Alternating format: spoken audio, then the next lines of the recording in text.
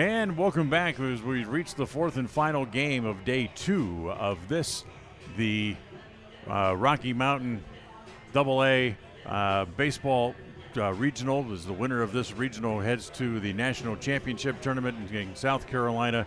But still plenty of work to do over the weekend, as this is the game 4 of day 2 of the tournament, and it features the Rocky Mountain Lobos against the home team, the Gillette Roughriders.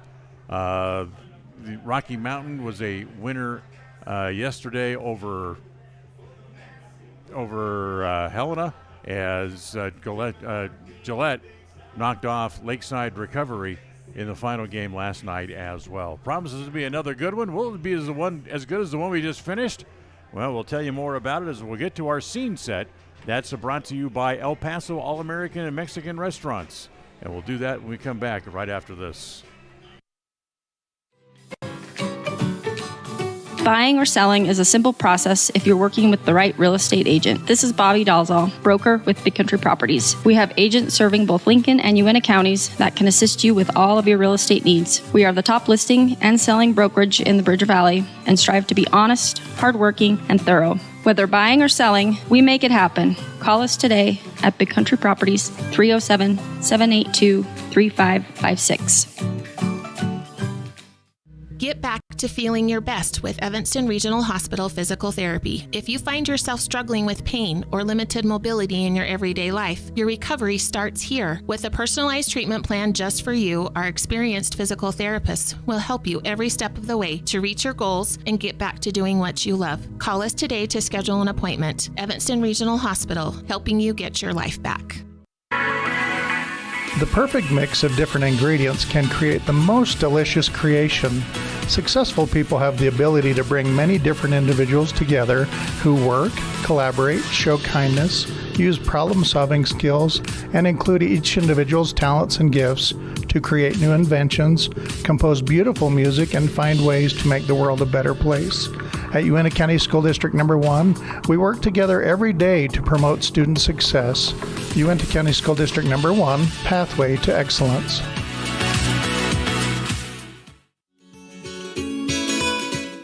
Fresh and flavorful ingredients are what makes the best restaurants great. At El Paso All-American and Mexican Restaurant, each entree is prepared with only the freshest and tastiest ingredients. The menu includes everything from tacos to steak, fresh fruit waffles to omelets, and mouth-watering burgers to sandwiches. Come in and enjoy a meal today at the new El Paso All-American and Mexican Restaurant inside the log cabin on Bear River Drive.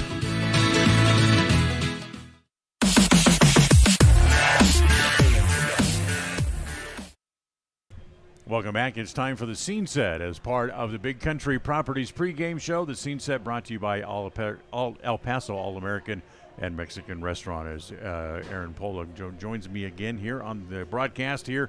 As Aaron, we get ready for the final game of the day between Rocky Mountain and Gillette. A couple of teams, again, pretty well evenly matched headed into this final game today. Yeah, absolutely. Both these teams, very good squads. I mean, Gillette with 50 wins, Fort Collins, Rocky Mountain, they played a lot less games, but 24-14 is nothing to scoff at, as this is going to be a great matchup. They are playing for a date with Pocatello tomorrow in the winner's bracket game, as you know, that's a great consolation prize for winning a game, but both these teams would much rather be in that situation and then fighting for their lives in the loser bracket. You know, you talked about teams that are fairly well matched. Gillette, in the win last night, eked out 8 hits in their game, while Fort Collins finished with 7 in theirs. Wow. So let's take a timeout. We'll come back. We'll get to our keys for the game. We'll do that as we continue on the pregame show on this broadcast brought to you by Signature Real Estate Group here in Gillette on mylocalradio.com. From one corner of the state to the other, over 82% of Wyomingites wear their seatbelts. And to the 18% who don't, we say, let's buckle up for life, Wyoming. Napa know-how isn't just for guys like this. Power tools. Every driver deserves quality parts. Practical and cool. So you can do it yourself with Napa Auto Parts or get it done for you at a Napa Auto Care Center. Which means Napa know-how is for you, karaoke car lady. And never popped a hood guy? I can pop a hood. You too, Mr. Park a mile away. Oh yeah. Do it yourself or have it done for you. That's Napa know-how. Napa know-how. Covolos, your one-stop farm and auto shop. Helping young people grow into productive adults is like putting a puzzle together. Each aspect of life is equal to one puzzle piece. Restful sleep, a healthy breakfast, a positive experience at home before school sets the tone for the whole day. Positive student interaction with teachers, district staff, coaches, and peers all add to the puzzle. At Uinta County School District Number 6, we work hard to make each puzzle piece meaningful and powerful for every student. By working together, we can help every student grow into a masterpiece. It's a great day to be an Eagle. Hey there, I'm Jake Major, your local Medicare and insurance benefits advisor for the Bullock Agency of Wyoming. With over 25 years of experience protecting families in rural America, we understand the importance of having affordable insurance coverage. Whether you're searching for extra coverage or looking to understand and switch your Medicare options, I can help you find a range of top-rated insurance companies and tailor-made packages based on your needs. Call me, Jake Major, today at 307-209-4685 and let's discuss your insurance options. We're the Bullock Agency of Wyoming when benefits matter.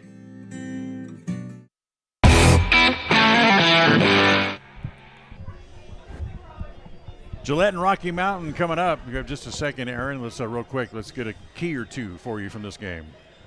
Oh, I think the key to this game is we've seen pitching dominate throughout the day. Even in the last game, 7-6 was the highest scoring game of the tournament. But it's got to be your pitching staff. You're going to have to ride for Gillette, Riley Schilling, and then for Fort Collins, it's going to be Roland March King. You're going to have to ride your starters, and you're going to have to get a good start out of them.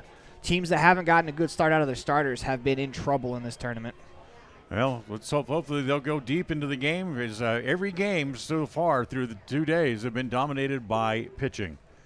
Starting lineups in the first pitch coming up as we continue on the pregame show brought to you by Big Country Properties on this, the AA Northwest Region Baseball Championship brought to you by Signature Real Estate Group in Gillette, and it's all here on mylocalradio.com.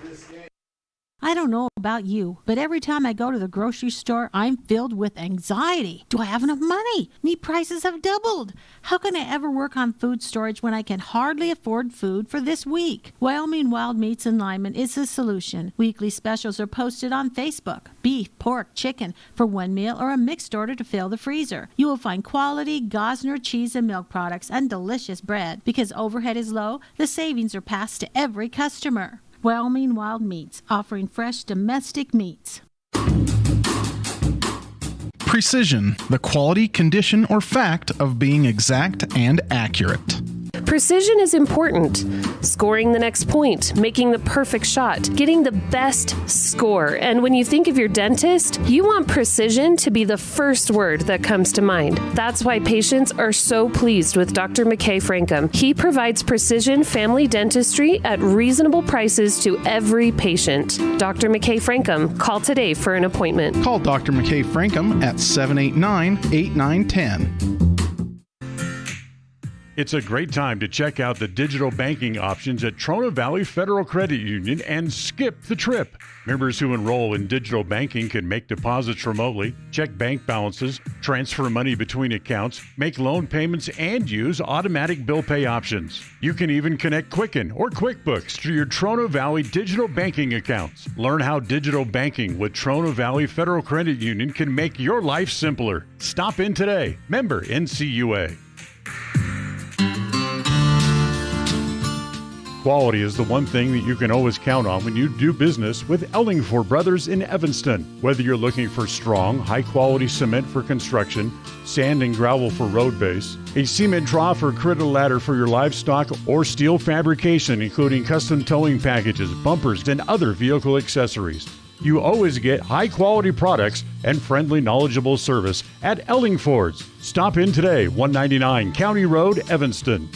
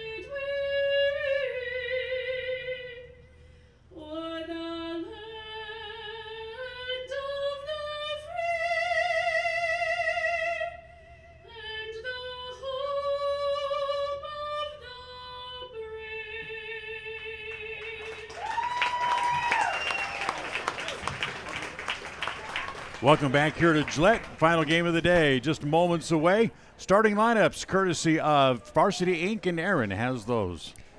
So let's start with the team that I believe I heard was the away team sitting in their own dugout, though. It is the Gillette Riders, as it'll be Seth Peterson, the shortstop, leading off. Third baseman, Corey Schilling, batting second. Mason Drew will bat third. Doing the pitching is Riley Schilling, batting cleanup. Dominic Hecker will play second base, bats fifth. Kaysen Leftis, right field, batting sixth. Brady Richards will play the catcher's position, batting seventh. Hogan Tysted will play first, batting eighth. And Keaton Killian will play left field and bat ninth. And now for the Rocky Mountain Lobos. Leading off, center fielder Kieran Lawing. At second base, batting second, Nate Eliason. Phoenix West will play third base, batting third. Christian Wood, the DH, in the cleanup spot. Ross Frank will do the catching, batting fifth. Brady Hall at shortstop, batting sixth. Elvis Conte will play first base, batting seventh. Eric Burquest will play right field, batting eighth. Eric Jacobson will round out the starting lineup and play left field, batting ninth. Well, we get ready for tonight's game, and before we do, I'd just like to point out one thing. This is the final week, or the first week, I can say, that we will have football from now until the middle of February, as they'll line up for a Hall of Fame game coming up in a couple of hours in Canton, Ohio. That'd make a lot of people happy. A lot of people be happy, too, if I just shut up and start calling the game. So, on the mounds for Rocky Mountain, it is Raylan Marsh King who will go to the mound for them. Rylan Schilling on the mound today for the Gillette Roughriders. You know, and it's amazing. Each one of these teams or games that we've had, this is game 8 now, the last 2 days, that every game has been so well matched up that there hasn't really truly been a blowout yet. Yeah, I mean, but you kind of expect that when you get to this level of baseball. These are 7 of the 8 teams here are state champions of their state, and then the Gillette Roughriders, they're no slouch. They won 50 games this year. You don't, like you said yesterday, you don't accidentally win 50 games. Like, you have to be a good team to be in this situation. And it's just been good, clean, fun baseball throughout the entire week so far. And what looked like potentially is what was going to be a blowout in the game that we had just before this with Pocatello and Cheyenne, all of a sudden you're looking at a one-run game, and you need a double play ground ball to get out of the game for Pocatello. Yeah, that was an incredible game. If this game is anywhere near as good as the last one, we are in for a treat as we are ready to go. Folks from Gillette really rolled in to support their kids last night, and the stands are starting to fill up again here as well. So here we go, top of the first inning. And Seth Peterson leads it off. Peterson, the shortstop, and the first pitch home. It's a little breaking ball, and it's down low, ball 1. First pitch of tonight's game, thrown at 55 minutes after 3. I guess you could describe it more as partly cloudy skies now, and a little bit of a breeze blowing straight out to center field as Peterson rolls one into left field on the second pitch of the game, and a leadoff single. Yeah, it gives the crowd something to cheer about early on here as they get going, get this building rocking. It's really going to be in favor of the Roughriders of Gillette. Here's Corey Schilling, the third baseman. You know, last night's game, as it went along, the folks here in Gillette really got behind their kids, and I realize they've won 50 games, but it's almost like they didn't expect them to win. And once they pulled off the victory, the jubilation became apparent. Ground ball to short in tough play as Schilling not able to make the haul, rather not able to make the play. That'll be an infield hit. Was that the My Local Rodeo replay? Because that base hit was about in the same exact spot. Only difference is the shortstop for the Rockies, Brady Hall, was able to get to the ball. Make that the Lobos, sorry.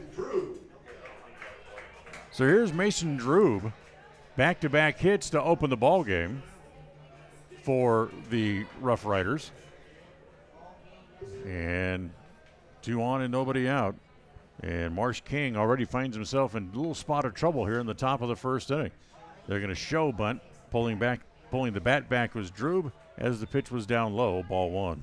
Not real often you see your 3-hole hitter square to bunt with runners on first and second, but good sound baseball, it probably is the right move. Get them over and try to drive them both in. Drew the caller last night. He was 0 for 3 in the game. As a snap throw back to second, not in time.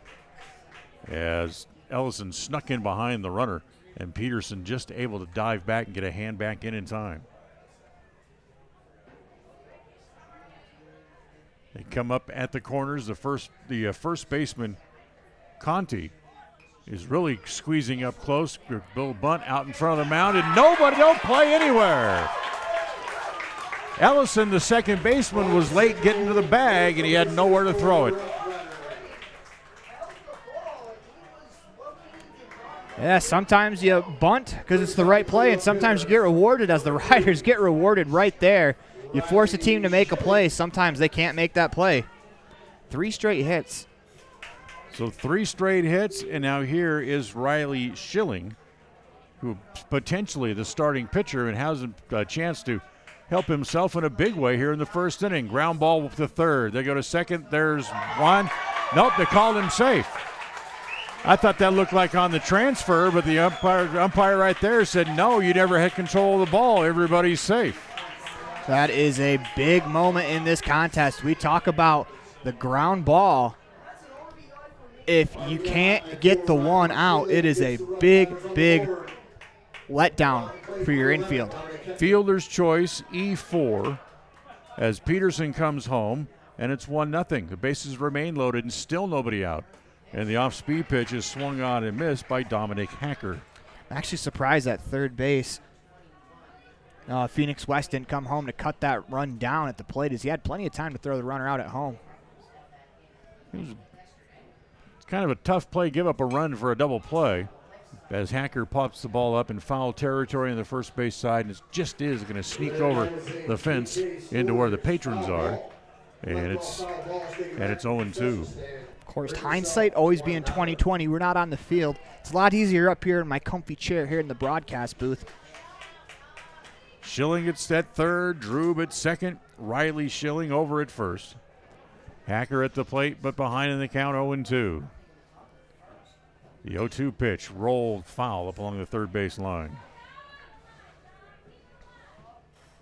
So right off the bat, Raylan Marsh-King, the starter for Rocky Mountain, is finding himself in a whole heap of trouble.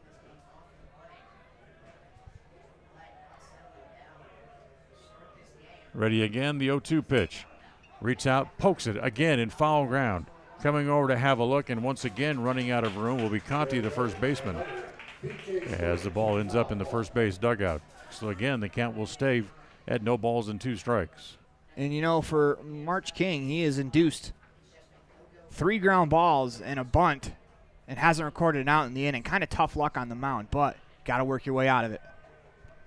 Try to bow his neck and get out of this one. Again, the 0-2. Breaking ball into the shoe tops of Hacker. He's able to lay off of it, and it's 1 ball and 2 strikes. But if you're the Roughriders here, you can break this one wide open in the first inning. That's really big, especially with this crowd rocking and rolling. The 1-2 is hit along the line. Coming over is Jacobson. He's not going to get there.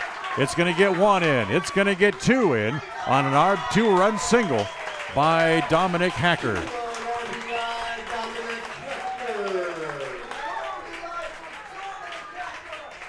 As my local rodeo replay shows the base hit. But if you see the second base runner, Schilling, as he nearly overran the third base runner, he read that ball perfectly well. The runner on third did his job getting back to the base. But that was Mason Drube, who was nearly at third base when that ball landed. Great read there from Drube. It's 3 runs on 4 hits.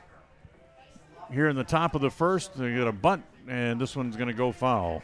As Kaysen Loftus, I'm sorry. Can't read my own writing. As Loftus bunts the first ball foul, and it's 0-1. I'm right in the same boat with you. 3 runs here in the first inning on 4 hits. Still nobody out. Runners at first and second. 0-1 the count on Loftus.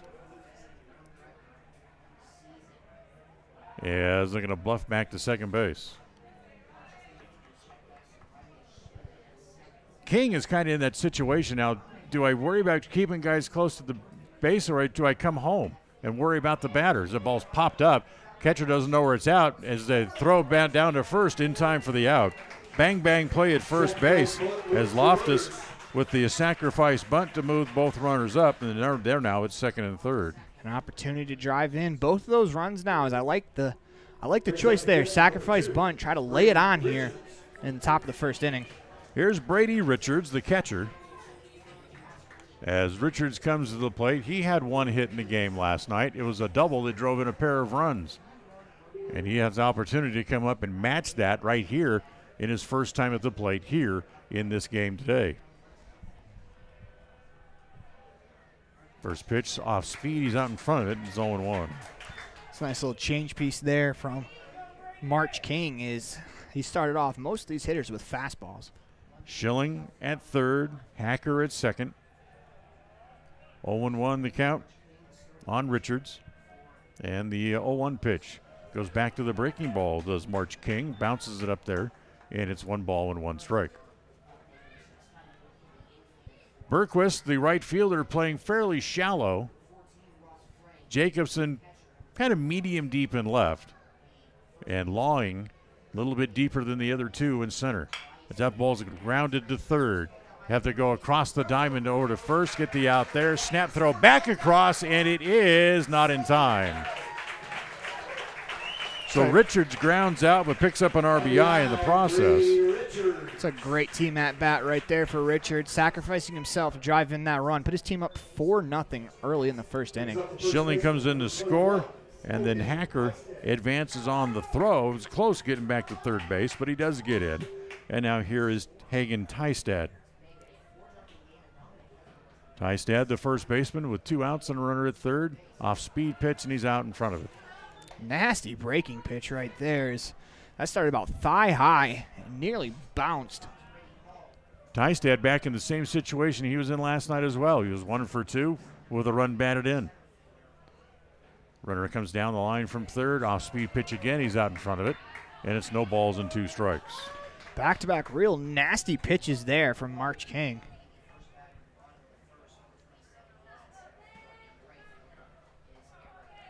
Oh, 0-2 the count with 2 outs.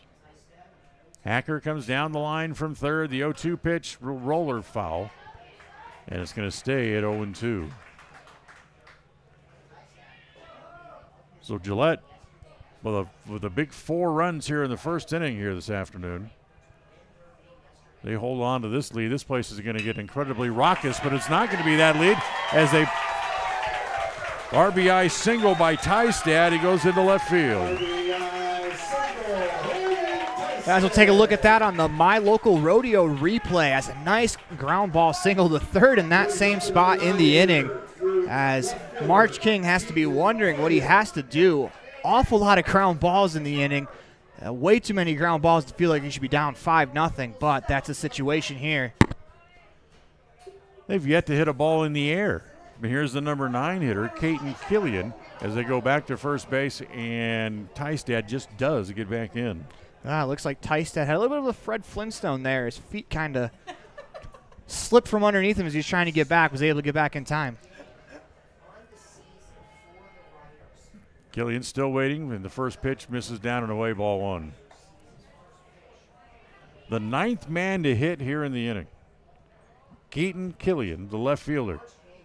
5 runs in, 5 hits in the inning. The 1-0 pitch is going to be lined to left, coming up. The left fielder sliding is Jacobson to make the play, and finally it comes to an end. As we're going to check that out on the My Local Rodeo replay. Nice diving catch there by the left fielder Jacobson, as that finally mercifully ends the top of the first inning. 5 runs on 5 hits. We'll go to the bottom of the first as Gillette posts a high 5 in the top of the first inning on this AA Northwest Region Baseball Championship broadcast, brought to you by Signature Real Estate Group here in Gillette on MyLocalRadio.com.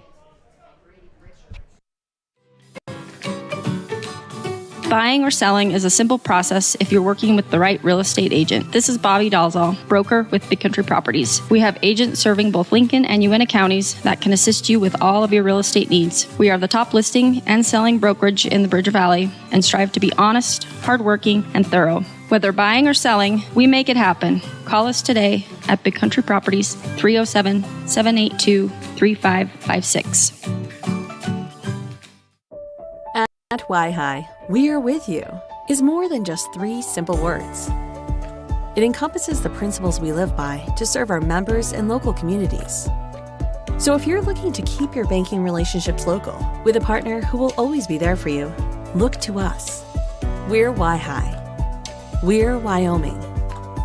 We're with you. Visit yhi.org to learn how you can be a part of something bigger today.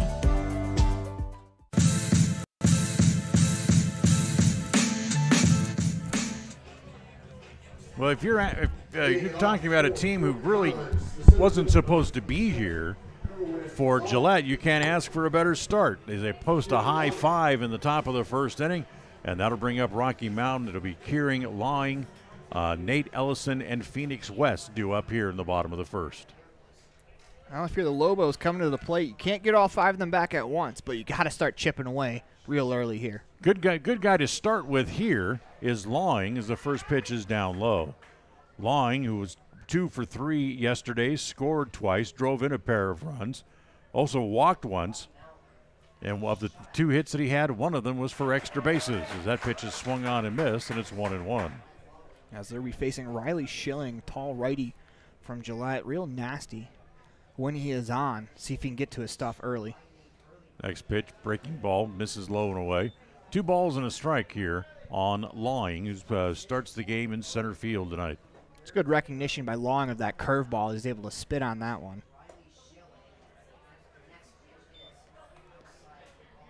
Next pitch again misses, and it's 3 balls and a strike. So for Rocky Mountain, the challenge here now is to get off the deck and get back into the game after you trail by a handful already. Ground ball up along third. It'll go foul, and the count is full, 3-2. I'd say it's a pretty good at bat for Long to start. I mean, you've seen 5 pitches. You're going to see the 6th one coming up. Sterling says yes, comes home, and the pitch is rolled foul at home plate. It's a good battle here from Long. So Riley Schilling, one of 2 Schillings in the lineup today. As, again, the 3-2 pitch on the way is low, ball 4. For the Lobos, that's a really great at-bat from Long. Your leadoff hitters start the game, especially after giving up 5. Get a runner on base. See if you can move him around. Try to get yourself on the board. Nate Eliason will come up. He's the second baseman. As wears a 47 on his back at that black sleeveless jersey that they wear, and a kind of a maroon undershirt, bright gold numerals on the back. As Schilling ready, comes home, the first pitch swung on and missed. The thing for Rocky Mountain, remember, is you're not going to get all those runs back on one swing. Just put the ball in play and move men along. Again, Eliason ready. Back into the box. Schilling comes home. The next pitch, breaking ball, and that misses again. It's a good take there by the batter, Eliason. A couple of really good breaking balls from Schilling to start the game that these Lobos hitters have just taken and moved on to the next pitch. They're going to go first base, and they got the runner picked off. As Lawing heads towards second base, they'll throw it to the shortstop. They run him back, and now finally the tag is there. As 1-3-1-6 on the caught stealing. That's going to be a tough pill to swallow for the Lobos after that rough top of the first inning. You get a runner on, then he gets caught stealing on a pickoff move. And the pitch is swung on, hit foul back into the screen. So 1-3-6-1. Officially a caught stealing because he broke for second base. So a ball and 2 strikes now here on Eliason. As Schilling ready in the next pitch to Eliason, swung on and missed. What a turn of events there. In a pickoff and a pitch, you go from a runner on first with nobody out to now bases empty, 2 outs in the inning. So here's Phoenix West, the third baseman. West with 1 hit last night, doubled home a run. As he hits from the left side, and the first pitch from Schilling, hit in the air, foul on the third base side. Coming over is the other Schilling, and foul ground, able to make the catch. Wow, did that change in a hurry. After giving up a leadoff walk, they able to pick up the caught stealing, and then a strikeout and a foul out, and they're just that quickly out of the inning. And we'll go to the second after 1. It is Gillette 5, Rocky Mountain nothing on this AA Northwest Region baseball game, brought to you by Signature Real Estate Group here in Gillette on mylocalradio.com.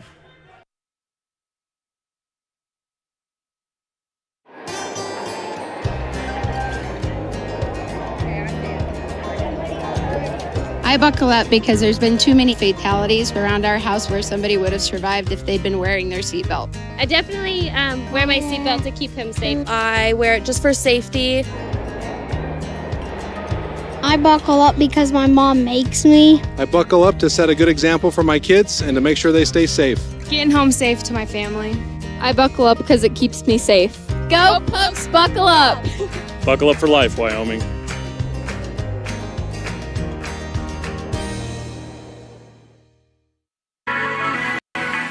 The perfect mix of different ingredients can create the most delicious creation.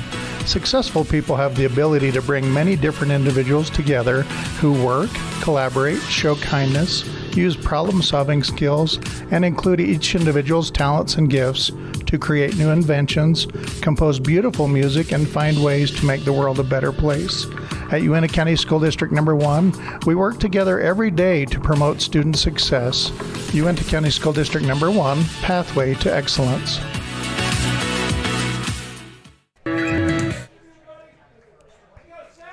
First pitch to Seth Peterson, leading off the top of the second inning, is squirted foul up along the first base line. It's 0-1.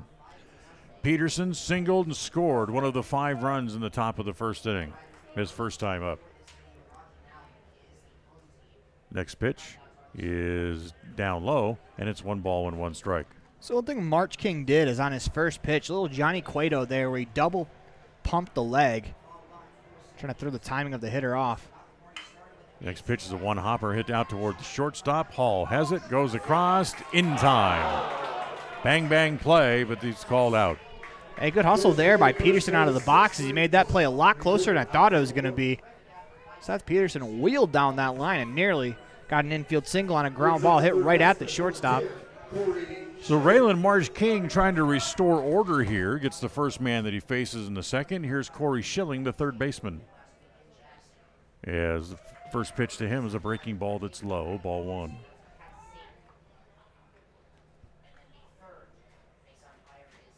So they had 8 hits in the whole game yesterday, and they had 5 in the first inning today. As that ball sliced toward the gap in right center, coming over as the center fielder, Lawing able to make the catch. As we'll check that out on the My Local Rodeo replay. That's a very good catch there by Lawing as he had to run a long ways. He was shaded on the left field side at second base, makes that play look relatively easy for out number 2. So with 2 outs, here's Mason Drube, the center fielder. Starting to sound like a broken record. He also singled and scored a run. That little hesitation pump of the leg as the pitch misses down and in. That's fine to do if you can do it. If it messes up your mechanics, then scrap it. Go away from it. Next pitch is swung on and missed. Oh, we're going to get an illegal pitch, it looks like, as the umpire says it's illegal. Because his foot came up, went back down, and then came up again. Yeah, so if you... Illegal pitch has been called. Goes into the ball. The way I understand the rule is if the foot comes up, if you pause and you hold, then you can come the rest of the way. If the foot goes back down and then comes back up, it becomes an illegal pitch. Well, it's as now the skipper for Rocky Mountain comes out and wants to talk to the officials about it. So as long as his foot never touches the ground again, he should be fine, correct? Not that. Okay. Not touches the ground. It's not. It's got to. If it starts to come up, it can't go back down. It's come up, hold, and then continue. It's just a weird rule to.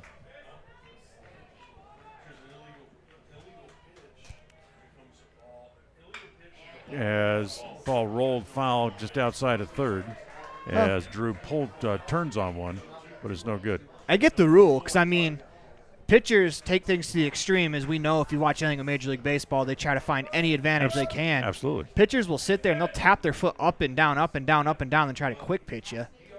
As that next pitch is a ground ball wide of third. It's off the glove of the third baseman. Throw across is not in time, and it'll be an error. So E5 will extend the inning as Drew will reach on the air. First error of the game for either side.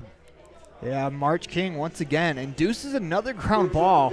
Fortunately for him, it can't be converted into an out.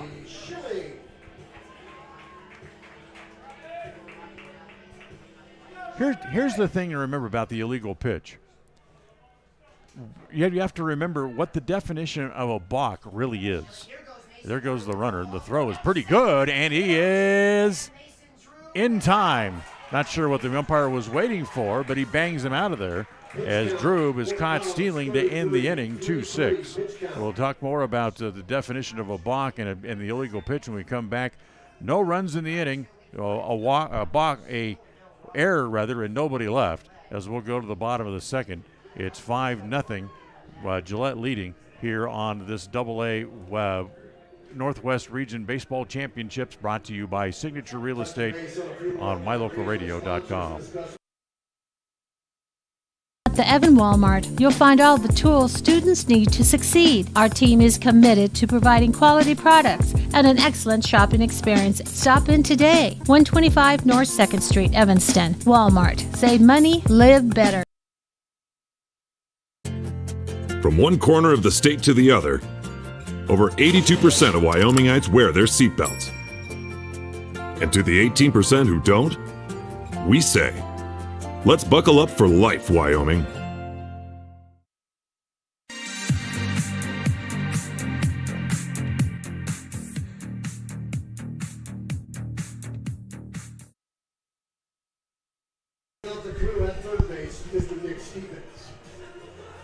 So we go to the bottom of the second, 5-0 Gillette. As here in the bottom of the second inning, it'll be the middle third of the order due up. Christian Wood, Ross Frank, and Brady Hall due up. And now, Aaron, here's what we're going to talk about before the inning break. The definition in the rule book of a balk is a deliberate attempt to deceive. So what they're saying is by the illegal pitch, it's an illegal act by the pitcher, much like a balk, but with nobody on base. They have nobody that they can advance, so it becomes an illegal pitch. So here's Wood, and the first pitch, a breaking ball over for a strike from Schilling, the 0-1 pitch. That's swung on and missed, and he quickly jumps ahead, 0-2. Schilling back to work that 5-run lead. Looking to attack this Lobos lineup. Gave up a walk in the first batter he faced in the first inning, but then the caught stealing. And he still got the side out in order. Ground ball to short. Peterson backs up to get a good hop, throw across up the line, but he's able to tag Wood going by. Out number 1. So the ground out, that'll bring up Ross Frank. It's a great job by Tystead over there at first. Coming off the base to get the ball and having the wherewithal to spin and tag all in one motion. Helps out his shortstop Peterson there. So the catcher Frank up there for the first time. Schilling peeks over the top of the glove and comes home. The 0-1 is high, ball 1. Frank drew the caller in their game yesterday. He was 0 for 2. He did walk once and scored a run. And the 1-0 pitch, ground ball to the right side. handled there by the first baseman as he'll flip it to Schilling coming by for the out. Nicely done there by Riley Schilling off the mound. He's a great athlete, getting over to first and plenty of time to be able to catch the toss. Good firm toss there from Tysted and find the bag, step on the bag all in one motion. Brady Hall, the shortstop, will come up here with 2 outs. And the first pitch home from Schilling hits him. Tries to come in, but comes too far in, and will plunk Hall in the wallet. Well, the good news for Hall, if you're going to get hit in one spot on your body, that's probably probably one of the top 2 best spots to be hit by a pitch. Gets hit by a breaking pitch. There's no malice in that. So here is the first baseman, Elvis Conti. Conti, who did not play yesterday, so up there for the first at-bat in the tournament. As the pitch swung on and missed. Chased a breaking ball. It's a good job there by Schilling. I mean, like you said, Conti hasn't played, so you got to know he's going to want to be aggressive and want to try to get that first swing off, and he does on a pitch that disappears on him. All pretty good lead over at first. And pitch home to Conti is a rounded foul outside of third and down the line. Now he's in the hole 0-2. It's a good bounce back from Schilling after that breaking ball slipped out on the last batter. He's really attacked this hitter ahead 0-2. Plenty of options to choose from if you're Riley Schilling.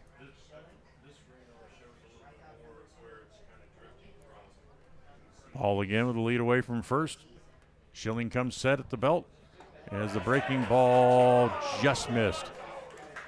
About 400 umpires sitting here in front of us thought it was a called third strike, but the only one that counts, the guy in the blue shirt, said no. So a ball and 2 strikes. And Schilling comes home again as the pitch misses inside. They call that a strike. They called it a strike, and then the tag at home plate. So it's the strike called, tag out by the catcher, and the inning comes to an end as Schilling records his second strikeout. No runs, a hit batter and 1 left. We're done with 2. Gillette leads 5-0 over Rocky Mountain on this AA Northwest Region Baseball Championships game. Brought to you by Signature Real Estate Group here in Gillette, and it's all on mylocalradio.com. The best trips away from home always come when you know you're among friends. This is Coulter Patterson, General Manager at the Come On In Hotel and Suites in Casper, Wyoming. I invite you to stay with us every time you're here. We've got the absolute best staff. Lots of our team members have been working together for years, and we feel like we're a happy family. I guarantee you'll feel that when you come stay with us. We're always glad that you choose the Come On In, and we'll do everything to make your stay comfortable and relaxing. The Come On In Hotel and Suites is the best place to stay because we have the best staff in Casper. Come on in today. Trust, hard work, and experience is what you'll find at Brian's Muffler Shop in Evanston. Quality work at a great price. Brian's Muffler is the perfect fit for oil changes, stock and performance mufflers, and Anderson hitches and accessories. Call Brian's Muffler today, 789-7021.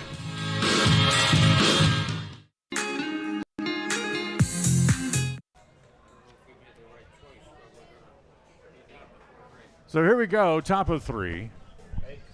As the first pitch is to Riley Schilling, and it's up high, ball 1-0. Welcome back to the Union broadcast booth. Union Internet, the rest is just Internet. As the pitch hit foul by Schilling, and it's 1 ball and 1 strike.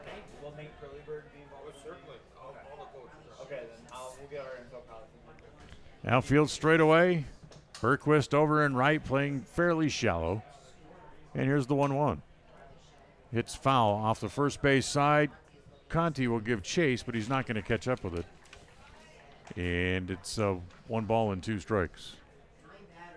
Last inning much better for March King. I'd say probably more lucky, I would say, because he induced a lot of ground balls in the first. Same thing in that second inning. Unfortunately, in the first, they weren't outs. The 1-2 floats outside. It's 2 balls and 2 strikes. It's a good take there from Schilling. That ball never got to the plate on the breaking ball. And the 1-2 is lined at the second baseman. Eliason able to hang right there as it hits right at him.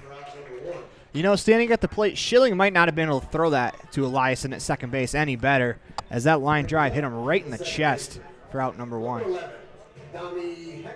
Here's Dominic Hacker, who had the big blow in the first inning as he doubled home a pair of runs. As the first pitch is up high, ball 1. His double made it 4-0, and then later on in the inning, Hogan Tystad singled in run number 5. And that's still where we're at. As the pitch again misses down and in, ball 2, 2 balls and no strikes. Here's the next pitch. That's line to center. That's going to be in for a hit. That's a single for Dominic. As Hecker's hot day continues, that's a nice piece of hitting as a line drive right back up the gut. The runner on first, 1 out in the inning as the Roughriders looking to tack on. Hacker with his second hit of the game. He was 1 for 3 yesterday, so he's 3 for 5 in the tournament. He's swinging the hot bat on the team. Here's Kaysen Loftus. Loftus with the sacrifice bunt his first time up.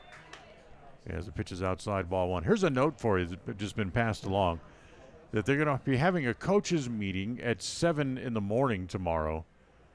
You have to wait and see what the weather is going to be like the rest of the evening and see if the rain, whoops, they throw it away as Marsh King throws it away as it rolls into foul territory.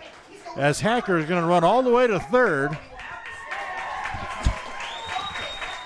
and it'd be in there head first. You know, I think that might have been a little baseball karma, as it looked like the pitcher March King came awfully close to coming towards the plate on that pickoff move. It gets away as the runner moves on to third. So it's a 2-base error, second error against Rocky Mountain in the game already. And it's an 0-1 count as the pitch home again to Loftus. Again popped up foul, and again it'll go out of play. Anyway, they're going to wait to see what the weather does tonight. The coaches are all going to meet tomorrow morning at 7 to determine what exactly the schedule will be for tomorrow. If they have to push things back or if they can start on time. The one thing that they will guarantee us is that no game will be played before 10 o'clock tomorrow morning. The next pitch home is hit foul by Loftus. So keep your eye on mylocalradio.com or the My Local Radio Facebook page. We will post the information as soon as we have it as to when the first pitch will be thrown tomorrow to keep everybody informed the best we can. Again, foul ball hit off the first base side. That is a PK storage foul ball. So once again, the coaches meet tomorrow morning. Going to assess it, see after what the weather does tonight. Clouds are starting to gather, but they're not that well organized. I'm not sure if we're still looking at rain coming up anytime this evening or not. As the pitch is up high, and it goes up to 1-2. Team at bat right here at the plate. You know, ground ball to the shortstop. Second baseman does the trick. You go up 6-0. They come up at the corners. The pitch to Loftus. Look out, it's up and in as he has to get his melon out of there in a hurry as it goes to 2-2. I like that he took a step out. Deep breath, reset yourself. As the next pitch is inside, runs the count full now. 3 balls and 2 strikes. Hacker standing at third. 1 out here in the top of the third. 5-0 Gillette after posting that high 5 in the first inning. As the breaking ball again stays high, and it's a 1-out walk to put runners at the corners. It's a good job there by Loftus to, understand the strike zone, as those last 3 pitches were all pretty similar where they missed. They all missed high, as the umpire's not calling it at the letters. It's closer to the belt, the top of the zone.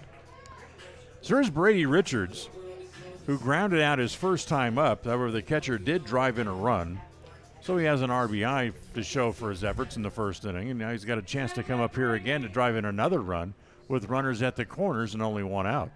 And the first pitch, breaking ball on the inside half, and it's 0-1. You know, that walk might not be the worst thing in the world for the Lobos, is now you get a ground ball. Richards, the catcher, isn't the fastest player on the team, but you have an opportunity here. You get a ground ball, get yourself out of the inning without allowing a run. March King holding, now comes home, bounces it up there, and it's a ball and a strike. See, here's the thing, though. You run the risk here, and I'll play devil's advocate. If you do give up a walk and load the bases, and Tystad comes up and singles home a couple of runs or maybe clears the bases with an extra base hit, if the Gillette can come up and put up another big number, he'll basically just set this place on its ear, and you'll never get back in the game. Yeah, I mean, that's kind of the risk you run. But, I mean, I don't think it was an intentional or the unintentional intentional walk that we talked about last game. Right. But you're right. It's just a risk you run, though. 2-1. Off speed, he's out in front of it. Evens the count at 2 balls and 2 strikes. Just kind of going off of March King so far has induced a lot of ground balls. Absolutely. So, if you're a ground ball pitcher, that's kind of your bread and butter is that double play. Here's the 2-2. That's the curveball again, drive it down around his shoe tops. It's a great stop behind the plate by Frank, who, if you remember back to yesterday, got the start on the mound for the Lobos. Now he's behind the plate doing the catching duties. A lot of work in the last 48 hours. 3-2 pitch. Runner goes, and it's high, ball 4. It was a good at-bat there by Richards, as fell behind and then didn't really get anything to hit. Back-to-back walks, loads the bases with 1 out. And we're going to get a visit to the mound here, as it is the head coach for Rocky Mountain on his way out to talk to his pitcher. With sponsorship of My Local Radio in Evanston. As that is Cole Anderson out to the mound. And we'll have a second. We want to take a moment to thank Signature Real Estate Group of Gillette, Wyoming for sponsoring us, as without them, none of this is possible. We wouldn't be able to bring you every single game of the 2023 AA Northwest Regional Tournament. That's right. Once again, winner of this game will move on to go to Shelby, North Carolina to play, or excuse me, winner of this tournament will move on to go to Shelby, North Carolina for the American Legion World Series. So with 1 out, the base is full. Here's Hogan Tystad. As the first pitch home is a fastball for a strike. Tystad singled home a run in the first inning. Hacker down the line from third, Loftus at second, and Richards over at first. Here comes the 0-1. Swung on and missed, and it's 0-2. It's a good off-speed pitch there from March King. Whatever was said to him seems to work. If managers could bottle up those conversations that they have on the mound that work, they can become millionaires by selling that motivational stuff. Outfield straight away, medium deep. Lawing the center fielder a little bit deeper than the others. That one's whacked to left field, base hit. That gets 1 in. The runner at third was stopping in Loftus. Now the ball was dropped, and he's going to come home anyway. As we're going to go to the My Local Rodeo replay. As you can see, the line drive, it's bobbled in the outfield by Jacobson. And then I think he makes a wrong decision. If he throws that ball to third base, I think he gets the out. Instead, he throws it home to the cutoff man. Someone's got to let him know the runner's going, because he could have cut that lead runner down, I think, at third. The Riders continue to pour it on. So 2 runs in on the single by Tystad. Give him 2 RBIs, and then charge a error to the left fielder, Jacobson, that allowed the Richards to get to third. My question was the other runner in Loftus starting to stop at third base, but the official scorer said no. So he gets the 2 RBIs, but Richards keeps running to third base, and that's where the error is charged. So runners at the corners, and still only 1 out. As the next pitch home to Killian again is up high, and it's 2 balls and a strike. And it's starting to become big here for March King to get out of this inning without allowing more runs, as we're approaching 10-run territory. As again the pitch hit foul off the third base side. And it's 2 balls and 2 strikes. Now field straight away, it's 7-0. As the pitch again, hit foul off the third base side. Coming over to have a look is West, but he runs out of room. So if you're Keaton Killian in the 9 hole, if you can find a way to get on for the top of the order, that allows your team to flip that order over and try to continue to pour it on here against this Lobos squad. So 2-2, 1 out, runners at the corners, 2 runs in already here in the inning. Keaton Killian back in the box, hitting from the left side. The 2-2 pitch, breaking ball is high, runs the count full again. It's a good take there from Killian. As I'm sure the Riders, home plate umpire Gary Delgado was at the AA Wyoming State Tournament, so they have a better understanding of his strike zone. As the next pitch is again ball 4. Walk for Killian. Third walk of the inning given up by March King. As we get people throwing in the bullpen, at least milling around down in the bullpen in the left field corner for Rocky Mountain. But we'll go back to the top of the order and Seth Peterson. Bases are loaded once again.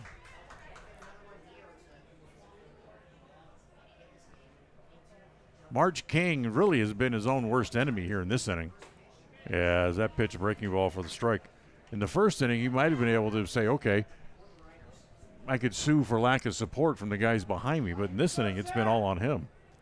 3 walks, pair of hits. As here comes March King home again. That pitch is high again, and it's a ball and a strike. And that breaking ball looks like it just slipped out of his hand. You got to make sure you pull that through. Common term that I've heard is close the curtain. Yeah, you really got to follow through on it. Snap throw back to second base on a timing play behind them. And able to get back on the bag back there was Hogan Tystad. It's a good job by Tystad there, as he read the pitcher right away and just got back, not waiting around to find out if he's faking or not. Ready again. Here's the 1-1. Ground ball to third. They'll go to second. They get one there. Back to first. It is a double play as they go around the horn and get out of the inning. 5-4-3 as just 2 runs come in on 2 hits, 3 walks in the inning, and 1 man left on base. As we're done with 2.5, we'll go bottom 3, which Gillette 7, Rocky Mountain nothing on this AA Northwest Region Baseball Championship games, brought to you by Signature Real Estate, a group here in Gillette, and it's all here on mylocalradio.com.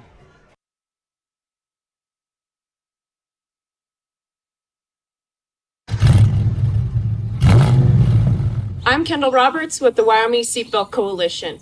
Whether your car is a classic car or a new one, buckle up every time. Buckle up for life, Wyoming.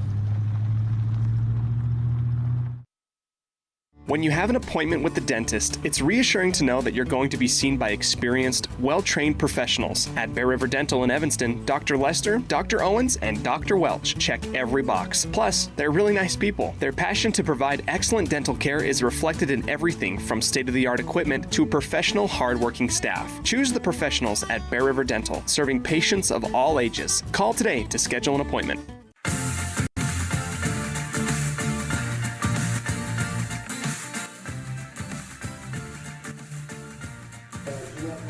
Roughriders Facebook page for information. Be patient with that as the all weather dependent. So we'll go bottom 3, where it's now 7-0. And Schilling's posted to a pretty good lead here as we go to the bottom of the 3rd. As here in the bottom of the 3rd inning, it'll be Eric Berquist, Eric Jacobson, and then back to the top of the order in Kyron Lawing due up here for the Lobos. So here's Berquist, the number 8 batter in the lineup. As the first pitch, a fastball that's outside, ball 1. Number of games already being played here on this Thursday. We'll kind of run through the scores as we have them.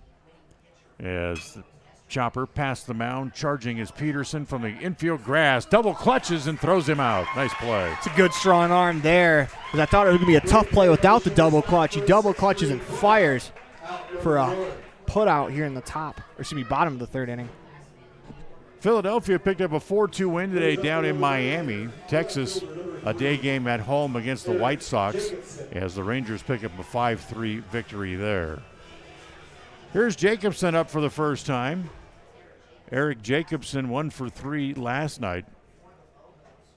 And the first pitch here is an outside ball 1. Kansas City wrapped up their 3-game series against the Mets at Kauffman Stadium as the Royals knock off the Mets 9-2. The 1-0. Up high again, 2 balls and no strikes. Baltimore went on the road today in Toronto 6-1.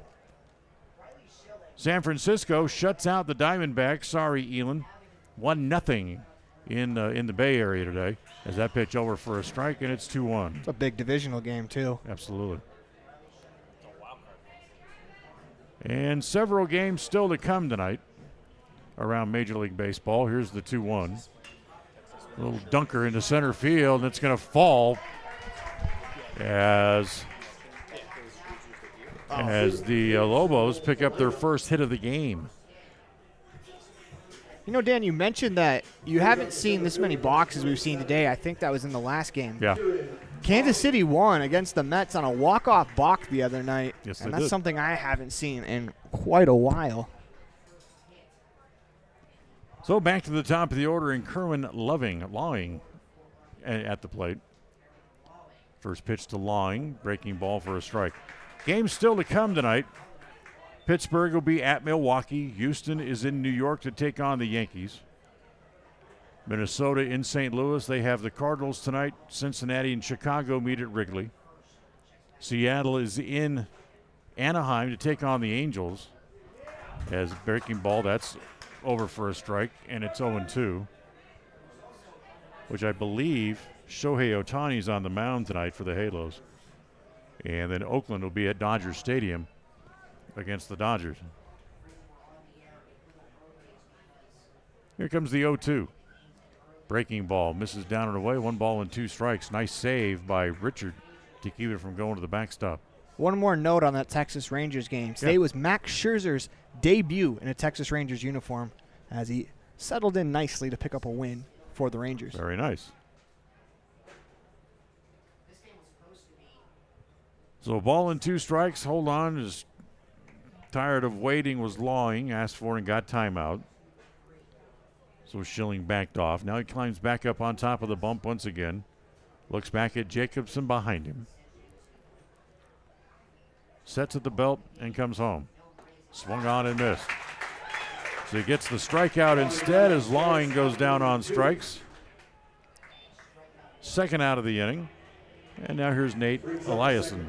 Number 47, Nate Eliason. Eliason, a strikeout victim, his first time up. I do believe that Ohtani start. It's his first game coming off of a 1-hit shutout, his first ever complete game shutout in the majors. That's right. As they go back to first base, and Jacobson crawls back in on his hands and knees. Just a darn shame that I was at Comerica Park in Detroit. That's all. Wow. Little twinge of jealousy there. Absolutely. The next pitch home, a show bunt as Eliason pulls the bunt bat back, and it's a ball. Ball 1 ball and no strikes. I think about 29 other fan bases a little jealous of the Angels having Shohei Ohtani. I will leave my commentary for another day. Here's the 1-0. That's up high, ball 2. 2 balls and no strikes. This is a big at-bat here for the Lobos. If you can find a way to continue to pass the baton and scratch a run across here in the inning, start to chip away at the lead. As we saw in the prior game, once the Sixers finally got that first run on the board, they were able to avalanche more. Jacobson, and again, not going. And the breaking ball again misses down low, and it's 3 balls and no strikes. So Eliason trying to find a way on here with 2 outs in the bottom of the third. 7-0. Gillette leading as there's ball 4. That's great. Great at bat from Eliason. Now you have your 3-hole hitter who, in theory, is your best hitter now with an opportunity with a runner in scoring position. So Schilling gives up his first hit in the inning. Now walks a man, his second free pass he's allowed today, plus the hit batter. And now here comes the head coach out to talk to Schilling. And Nate Perleyberg makes his way to the mound. He's kind of trying to calm down his big right-hander, as we've seen this quite a bit throughout the weekend. If a pitcher's getting in trouble, the coach will use a mound visit just to calm him down and let him catch his breath.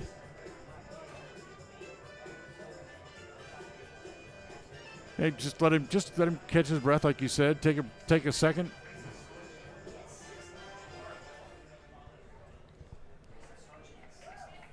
Reflect on that scoreboard. Just let him know to attack the hitter. If the absolute worst happens, just remember you are still up 4.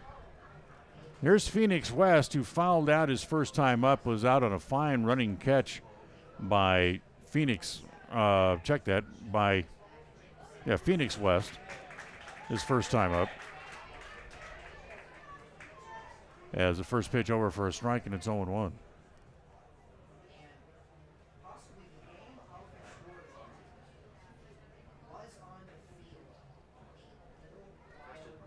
Now the 0-1 pitch.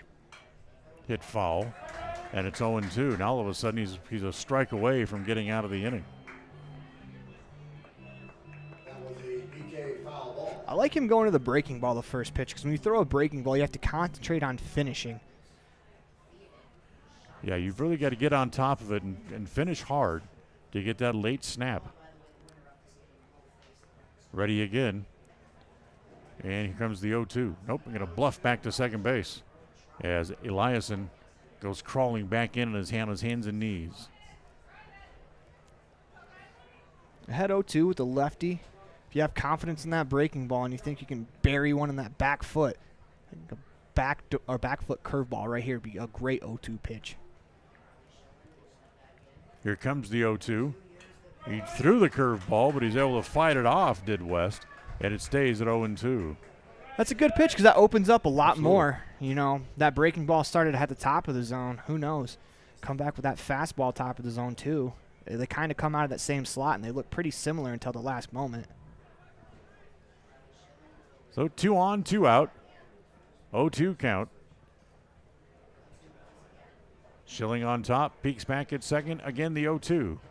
And it's inside as West turned his back on it. But the catcher knocked it down, and it goes to 1-2. Christian Wood, the designated hitter, waits on deck. He would be next.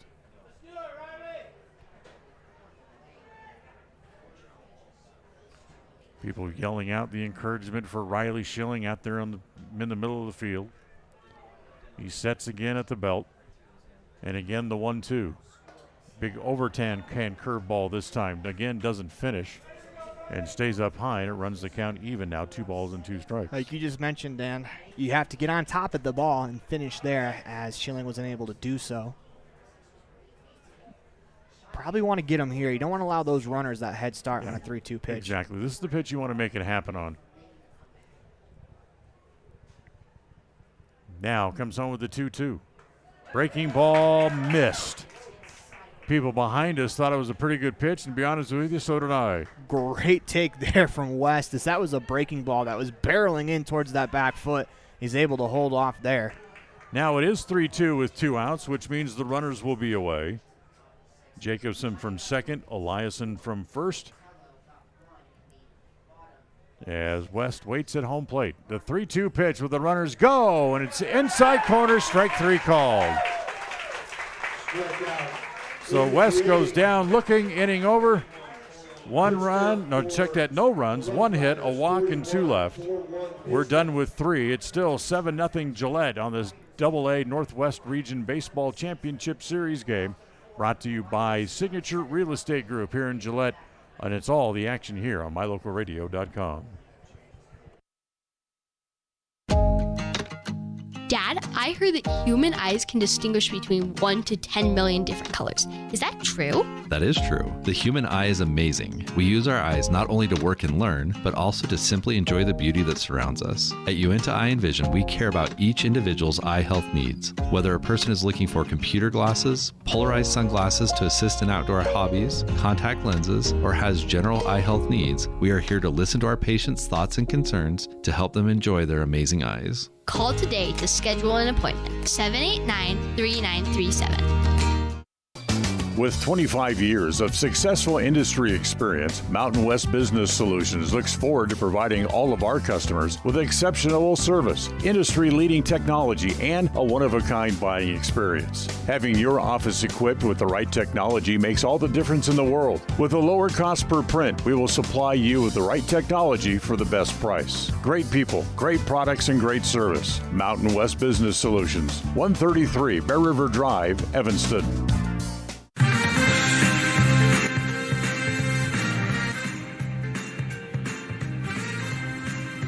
Well, we go to the fourth, and Rocky Mountain will go to the bullpen and come out with right-hander Logan Musey, who will step in and replace Raylan Marsh King here. King goes 3 innings and had to wiggle off the hook to keep from giving up no more than 7 runs in the game. He does give up 7 hits. The 7 runs, he walked 3 and struck out just 1. They had the big double play ground ball to really get out of any further problems last inning. So top of the fourth, it'll be Corey Schilling, Mason Druby, and then Riley Schilling. Yeah, say 90% of those pitches for March King were all stressful pitches. Yeah, as the pitch is up high, ball 1. He threw 67 pitches in those innings. Yeah, I think you're right. And a great majority of those could be certainly described as stressful. As that pitch over for a strike, and it's 1-1.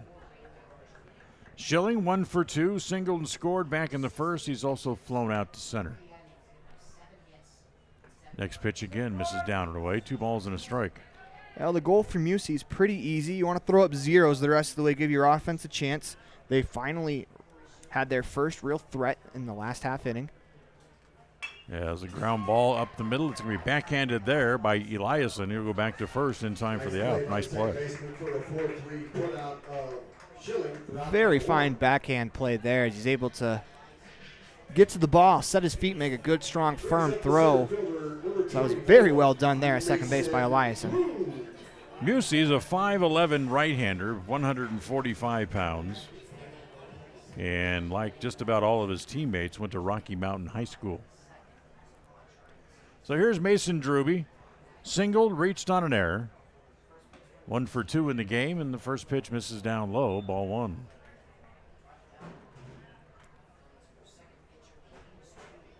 Of course, Drube started yesterday's ball game.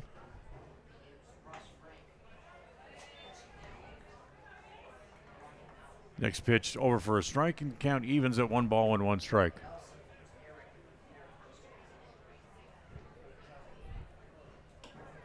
Next pitch again outside, 2 balls and a strike.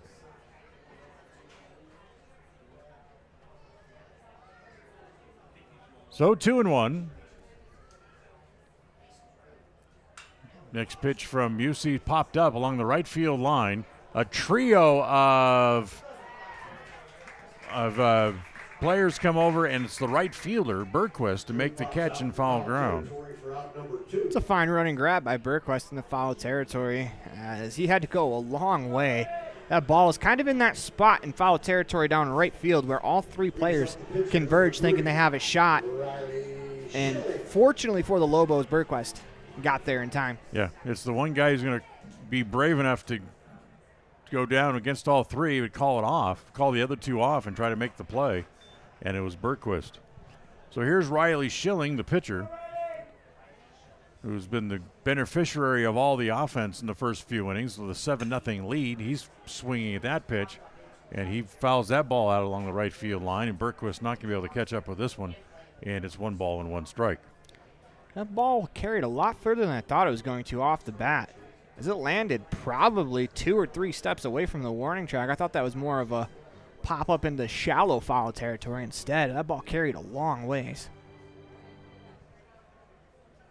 Schilling reached on a fielder's choice and then lined out as that pitch over for a strike, and it's 1-2.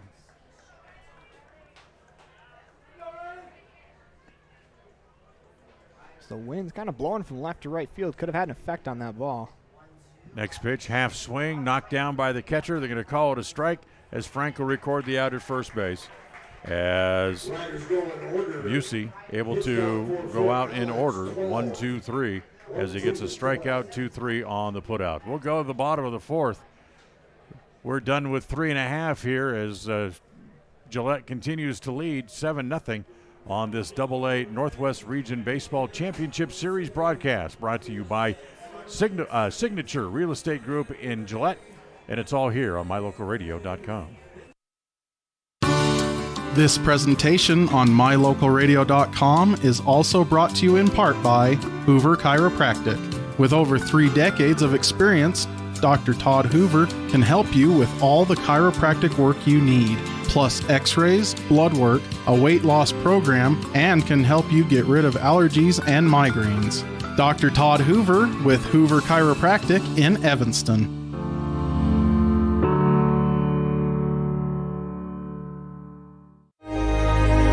Risk takers, adventure seekers, optimists, authentic people with the fire in their belly and greatness in their hearts.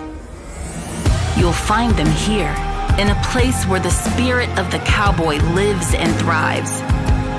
I am a cowboy. I am a cowboy. Soy vaquera. The world needs more cowboys.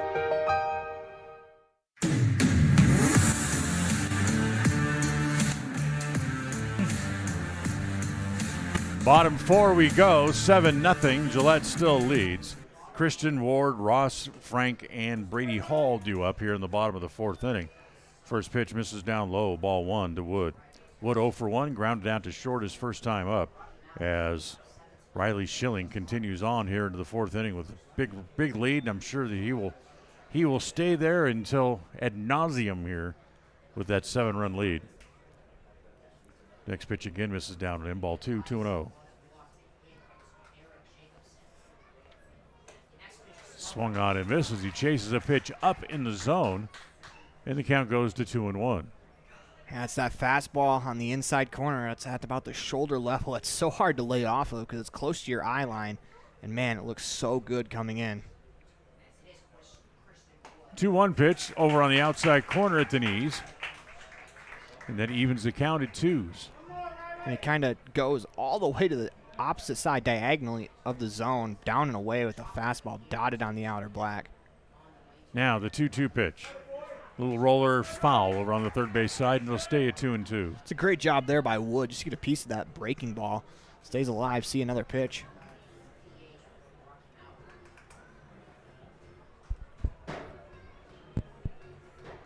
So back up there again, 2 balls and 2 strikes.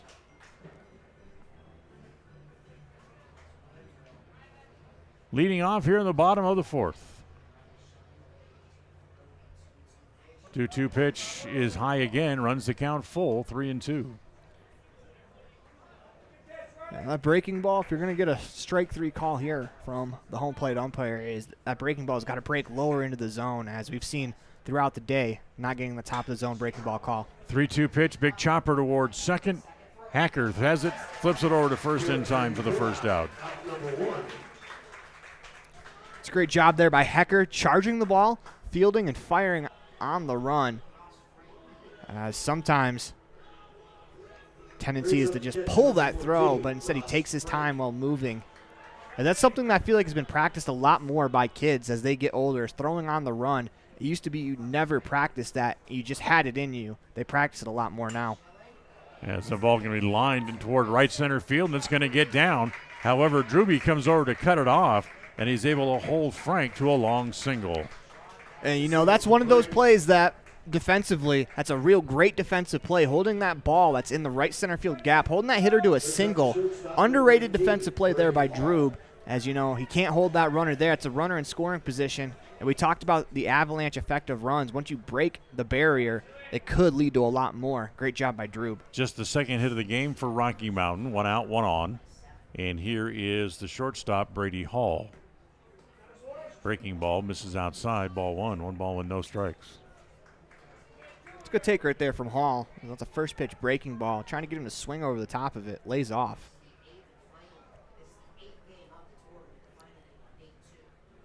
Here's the 1-0. One hopper at the shortstop. That could be 2. Second one. Back to first. And not held to the first baseman, Tystad, cannot hang on to the play. That ball was almost hit too hard. As you know, you saw the shortstop Peterson when he fielded it. He had to take a couple of steps before he could toss it to the second baseman, Hecker, as he had to get over to second base. Brings up number 20, the first baseman. Elvis Conte. Low throw, unable to pull it in as Tystad. So here is Elvis Conte. Strikeout victim his first time up. As the pitch for a little breaking ball misses down low. Ball 1. 1 ball and no strikes.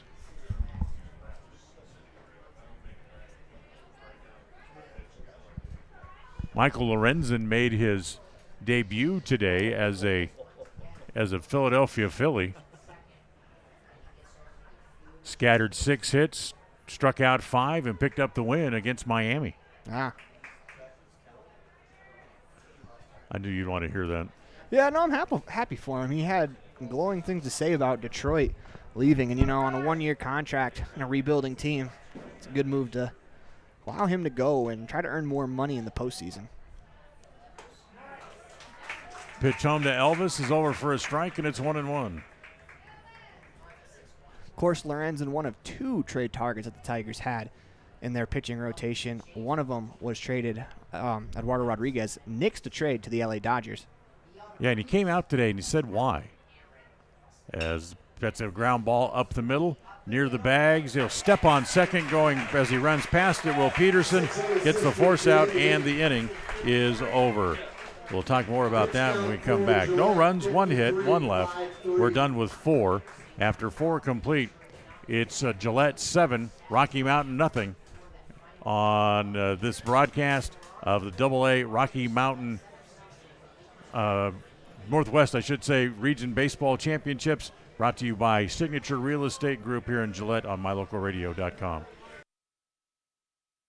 Light up your world with a custom-built LED sign from Rocky Mountain Sign in Evanston. It's a proven fact that signage that lights up creates more attention. So light it up and then add text, images, and video, and your sign becomes even more powerful. Start sharing your advertising messages and information with your customers today. The team at Rocky Mountain Sign provides all types of quality signage that is custom-built and maintained. Call today for a free quote. Rocky Mountain Sign, 307-789-5202. Rocky Mountain Sign, serving customers in Wyoming, Utah, and Idaho.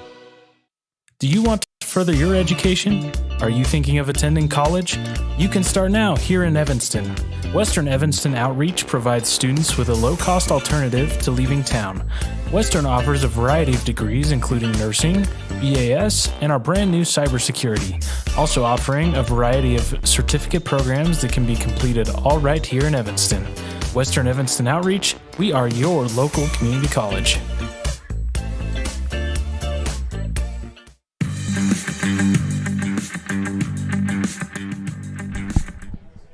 Nice play to end the bottom of the 4th. Let's go top 5 now, and Eric Bergquist. Check that. It will be Dominic Hacker leading it off.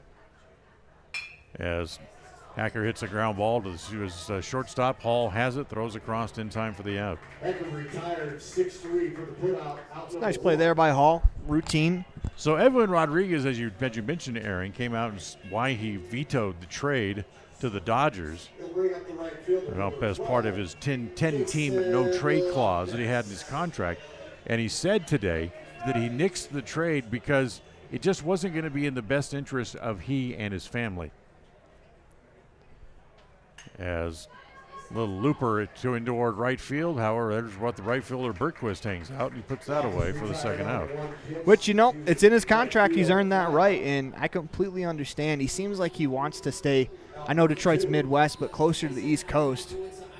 As if you remember back in 2018, he won a World Series with the Boston Red Sox. So here is Brady Richards. Walked his last time up. 0 for 1 officially in the game and takes the first pitch over for a strike. There's also a story today saying that he also loves Detroit, and he says he's hoping to stay beyond 23, as he does have an opt-out clause in his contract, so we'll see in the offseason. So 1-1 the count on Richards. 2 outs. Musey comes home. That's pulled foul. Well out of play as he got the big end of the bat out in front of it and jerked it well off the field. Well, if you're on the mound, you're Musey, you have anything slower than what you just threw, probably a good idea to go to that. Maybe a breaking ball down and away. Now let's see. Here comes the 1-2. Does try to force one down and away and bounce it up there, and it's 2-2. Right idea, just didn't quite execute probably the way he wanted to, as that was probably be considered a non-competitive pitch, as I don't think that ever started over the plate. Looks like he yanked that one. Now the 2-2 offering. It's hit into left field, base hit, just out of the reach of the shortstop Hall. 2-out single, Brady Richards. 2-out single by Richards is the 8th hit of the game by Gillette. And looks, go ahead. It's a great adjustment there. As the last fastball he saw, he pulled about 150 feet foul. That time he waits a little bit longer, gets a good barrel to it, is able to punch it out into the outfield for a base hit. So 2 outs, and here's the first baseman, Hogan Tystad, who has a pair of hits today, and he's driven in 3 of the 7 runs. First pitch swung on and missed. Good wrinkle there. First pitch breaking ball. Gets the swing and a miss. A lot of these Riders hitters, they have been aggressive all day. Musey peeks back behind him, now comes set at the belt. Looks back at the runner over there in Richards, who runs. Pitches a breaking ball for a strike. The throw is going to be not in time. Key to that stolen bag right there for Richards is he slid into the outside part of the bag as the throw beat him there, but the middle infielder had to move the tag back to him. If he slides into the middle of the base, he slides right into the tag, and that is an out. So 0-2 with the runner now in scoring position is Heistad, who's done well picking up runners today. He's 2 for 2, as we mentioned, looking for potentially his 4th RBI of the game if he can pick up Richards out there at second base here with 2 outs. Musey's coming home. The runner goes to third as if you steal without a throw. Oh, not often you see a catcher steal second base, and then that catcher turns around, steals third the next pitch. As Brady Richards looks like he has got the timing for Musey on the mound down very, very well. West looked completely shocked that he was coming. As the next pitch is a ground ball wide of third. Nice play. West glove straightens and throws him out. Gillette threatens, but's turned aside here in the 5th. Or check that, in the 4th, I should say. No, top of the 5th. I don't know why I'm having such a hard time all of a sudden. But Husted grounds out. It's 5-3. No runs in the inning. It remains 7-0 as we go to the bottom of the 5th in this AA Northwest Region Baseball Championship Series game. Brought to you by Signature Real Estate Group in Gillette. Brought to you by MyLocalRadio.com. Water testing, community enhancement grants, seedling trees and wildflowers, classroom lessons and specialty workshops, composting and conservation of water and soil. The Uintah County Conservation District is here to serve Uintah County residents. Visit our website today, uintahcountycd.com.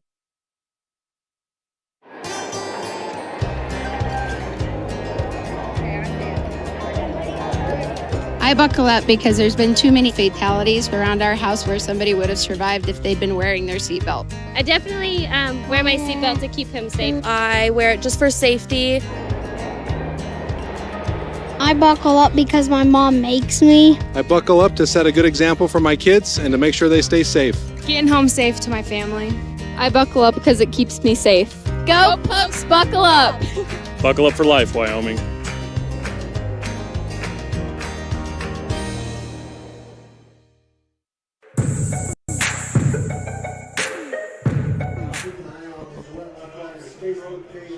All right, welcome back.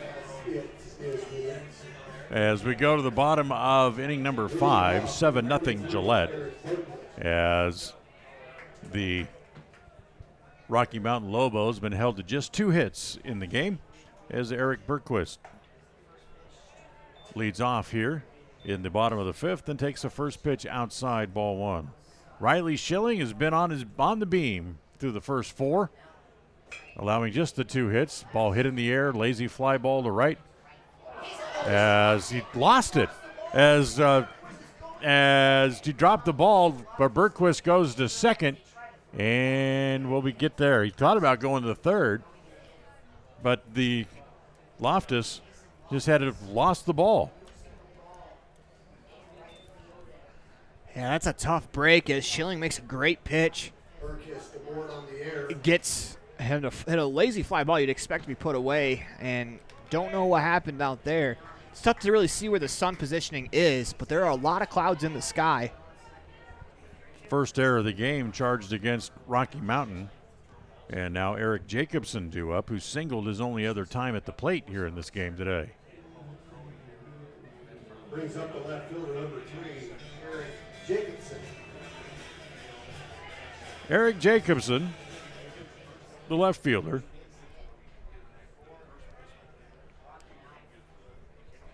Had 1 hit in the game last night, so he's hit safely in both games that he's appeared in so far here in the Northwest Regional.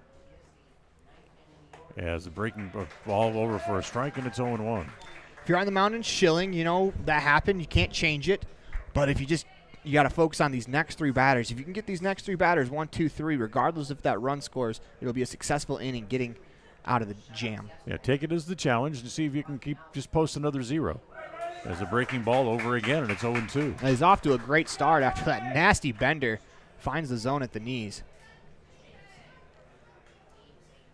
Now field swung slightly around toward right for Jacobson. Looks back at second again.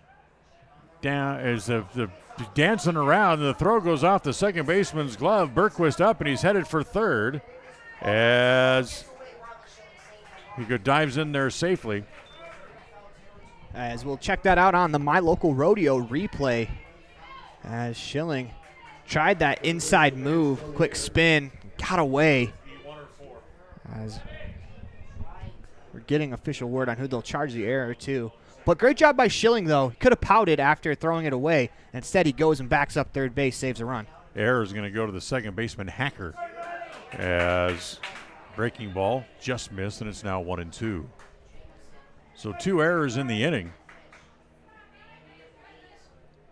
Puts a runner at third base with nobody out.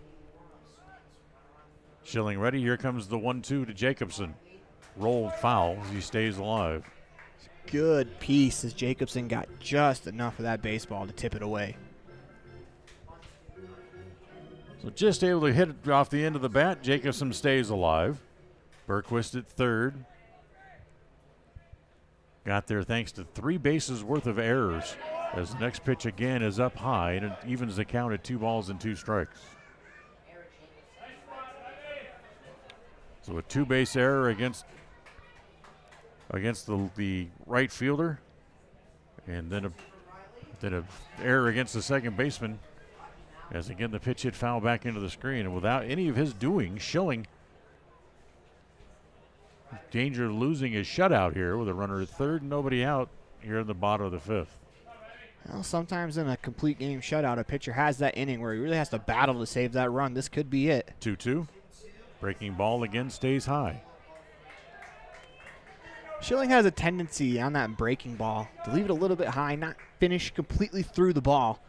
And sometimes I think that hurts him as his breaking balls turn into waste pitches. Yeah, just a little bit of a lazy finish. That's a little bit better as he runs it in on the hands of Jacobson, who fights it off down the right field line. And it's another foul ball. I like that fastball inside because you're moving the ball in and out. He's also done a good job moving it up and down to the hitter. Makes you a lot less predictable if you're throwing to all 4 quadrants. You know, the winds have come to turn completely around from where they were earlier in the morning. As again, Jacobson hits it foul. During the first game earlier today, the wind was blowing from the right field corner out toward left center field.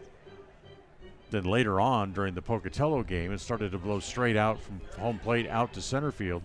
And now it's kind of moving back and forth between blowing back toward the first base line from center field to right directly back in straight. Ground ball to third. That'll get the run home. As the throw by Schilling, it bounces up there, and Tristad not able to control it. As the run is in, and they'll get another error. Let's check that out on the My Local Rodeo replay as third baseman Schilling gets behind the ball well. Just unfortunately trying to fire that one across, rushes it into the dirt. As now we got a runner on second. Still nobody out in the inning as that run scores. That's the third error this inning charged against Gillette. This time it gets a run over, so it's 7-1. And we go back to the top of the order, and Kerwin Lawing is up there. Lawing hits a ground ball at the third baseman. Schilling this time will hold the runner, make a better throw across the diamond. Now snap it back to third base, not in time. It's great base running on second by Jacobson, getting in there just in time. As soon as Schilling went across, he was on his way. So the 5-3 put out. And Jacobson now will stand at third base. As now here is Nate Eliason back up there, who singled, or check that, he has struck out and walked. As the first pitch to him misses down low, ball one. You know, baseball's a game of failure. You're going to have your errors, but the key is to not compound them. As 3 in a row for Gillette makes it hard to get out of it. Just do the little things to extend the inning. That's all the coaching staff for Fort Collins going to ask right now. As the pitch is rolled foul, and it's 1 ball and 1 strike. Let's go up there, grind out at bats. Grind it out, next man up. I think you used the term earlier in the game, pass the baton. That's all you want to do is pass the baton to the next guy. Is keep grinding and chipping away, and who knows, before you know it. I mean, look at what Cheyenne did against Pocatello. As that ball's pulled foul outside of third, and it's now 2-2. Jacobson there doing a great job getting his lead in foul territory, because if that ball hits him in foul territory, it's a foul ball. It's not real often you see it, but sometimes you'll see a kid take that lead in fair territory. And when you do that, if you get hit by a line drive like that, you are out. Schilling ready again. Here comes the 2-2. Hit in the air to center. Drewby coming up, still coming up. He's there, makes the catch, tagging and bluffing, not coming home on a great throw home by Drewby. And it's a good thing that Jacobson opted to stay at third. Yeah, Drew has an arm, and he unleashes one. As a center fielder, you're up 7-1, runner on third, and a fly ball to you. That's got to be a center fielder's dream. You just get to uncork one and show off that cannon. So here's Phoenix West, fouled out and took a called third strike, 0-for-2. Now out there with 2 outs and still a man standing at third base. First pitch to West is outside, ball 1.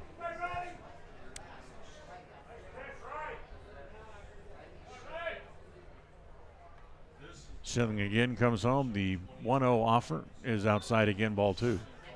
Anyways, before I said was talking about before the play to get the run in was you look at what Cheyenne did today. They were trailing 7-0, and they just kept putting the ball in play, putting it in play, chipping away. And before you knew it, it was 7-6 going into the 7th inning.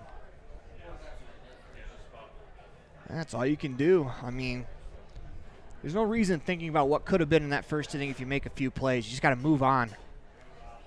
Next pitch home to West. He's going to walk on 4 pitches, and he'll put runners at the corners. West draws the walk. Just the third walk given up by Schilling. You kind of compound the 3 errors. Now the walk. It's becoming a real extended inning here for Schilling. Yep. And here comes the head coach for Gillette, Nate Poolberg, out to come out and talk to his pitcher. See if he's got a hook with him here or not. You'd think up 7-1 that you would let him continue as he's really already burned up pitches to the point where he's not really going to be much help over the next couple of days anyway. But the home plate umpire is going to come out and break up the coffee klatch out there at the pitcher's mound as he gives his pitcher a little pat on the shoulder, turns and heads back toward the dugout. We'll see how Schilling responds. Last time manager came out and talked to him, he responded with the first 2 pitches being strikes. See how he responds here. Well, I mean, they haven't put a ball in play against him that was his fault. The 3 errors produced the run, and now a walk with 2 outs puts runners at the corners. So it's hardly been a harmful inning for him other than give up a run.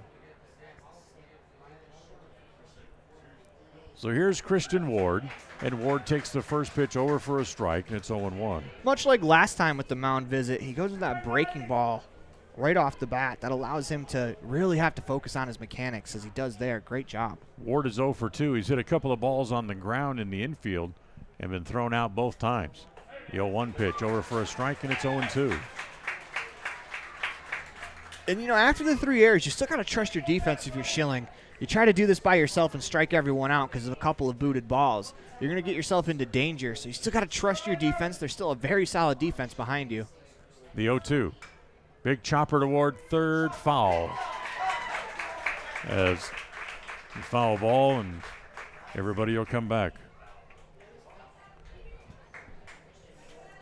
So Ward comes back to the home plate. Runners back to their bases. Jacobson back to third. West back to first.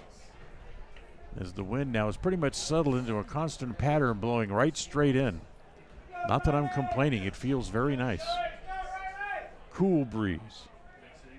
The 0-2. This one's punched into right field. Base hit. That'll get 1 run in. West will turn and stay at second base on the RBI single by Ward. That's a great piece of hitting right there from Wood. Down 0-2 in the count. Not doing too much, but they got a pitch on the outside corner.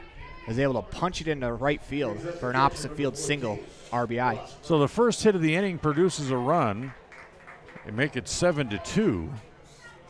And now here is Ross Frank. Frank is singled and grounded out. So we talked about the errors in the inning. Interesting dynamic, as one of the errors was made by Riley Schilling's brother at third. What do they talk about that on the car ride home? There's the first pitch, and they're going to say it hit the batter. I thought it bounced off the catcher's glove, but Frank is going to take his base of being hit by a pitch. Now the bases are loaded. I have a lot of respect for brothers that play on the same baseball team, because my brother is 6 years younger than me, and I don't think we could have been on a baseball team without fist fighting in the middle of a game. So with the bases full, Schilling will go back to the windup. The first pitch misses outside, ball 1. So now you're really going to force the hand of Nate Perlberg. If the next guy gets on and scores 1, maybe 2, all of a sudden it's 7-3 or 7-4, and you're really going to force his hand, because now you really can't afford to stay with Schilling. As the pitch is down low, ball 2, 2-0. Yeah, I think this is where the errors hurt him, as this has been a long inning, as he's had to throw extra pitches. 2 balls and no strikes. And he's going to back off first before coming home. Now climbs back up on top as Richards rolls through the signs. The 2-0 pitch misses down and away, ball 3, and it's 3-0. A bit of a nervous silence has fallen over the crowd here in Gillette, as 3-0 the count.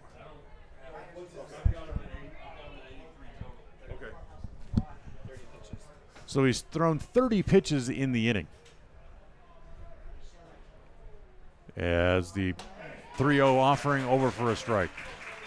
You know, maybe it's not necessarily the number, but it's the amount of stressful pitches. It seems like a lot of those has come with runners in scoring position. Here's the 3-1. Swung on and missed. It's 3-2. Great job getting back into the count there, just resetting himself.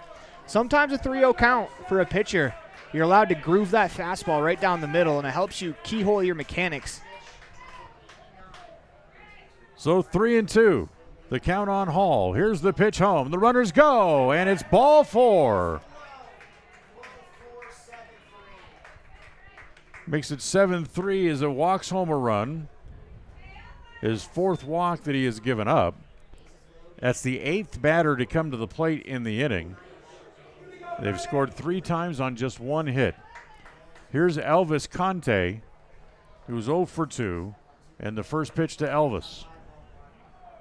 And it's up high, ball 1, 1 ball with no strikes. Great job. Elvis, as he stands at home plate, represents being the potential tying run. And I've been waiting all day to use this line. If Elvis leaves the building, we'd be tied. It's kind of funny because thank you. Our audio engineer over here, Elan Olliff, tapped me on the shoulder in his last at-bat and told me to say that if he did hit a home run. So great minds thinking alike over here. I didn't come up with that, so that's why it's the great minds. Pitch to Elvis, swung on and missed. It's 1-1. What if you're Conte here, though? Stay within yourself. If you punch a base hit, suddenly you're going to be back within 2. Here's the 1-1.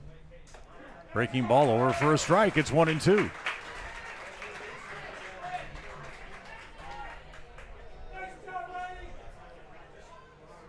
So a ball and 2 strikes. Whoops. Ooh, that should be a balk. He's in contact with the mound and he dropped the ball. Absolutely. Here comes the run to make it 7-4.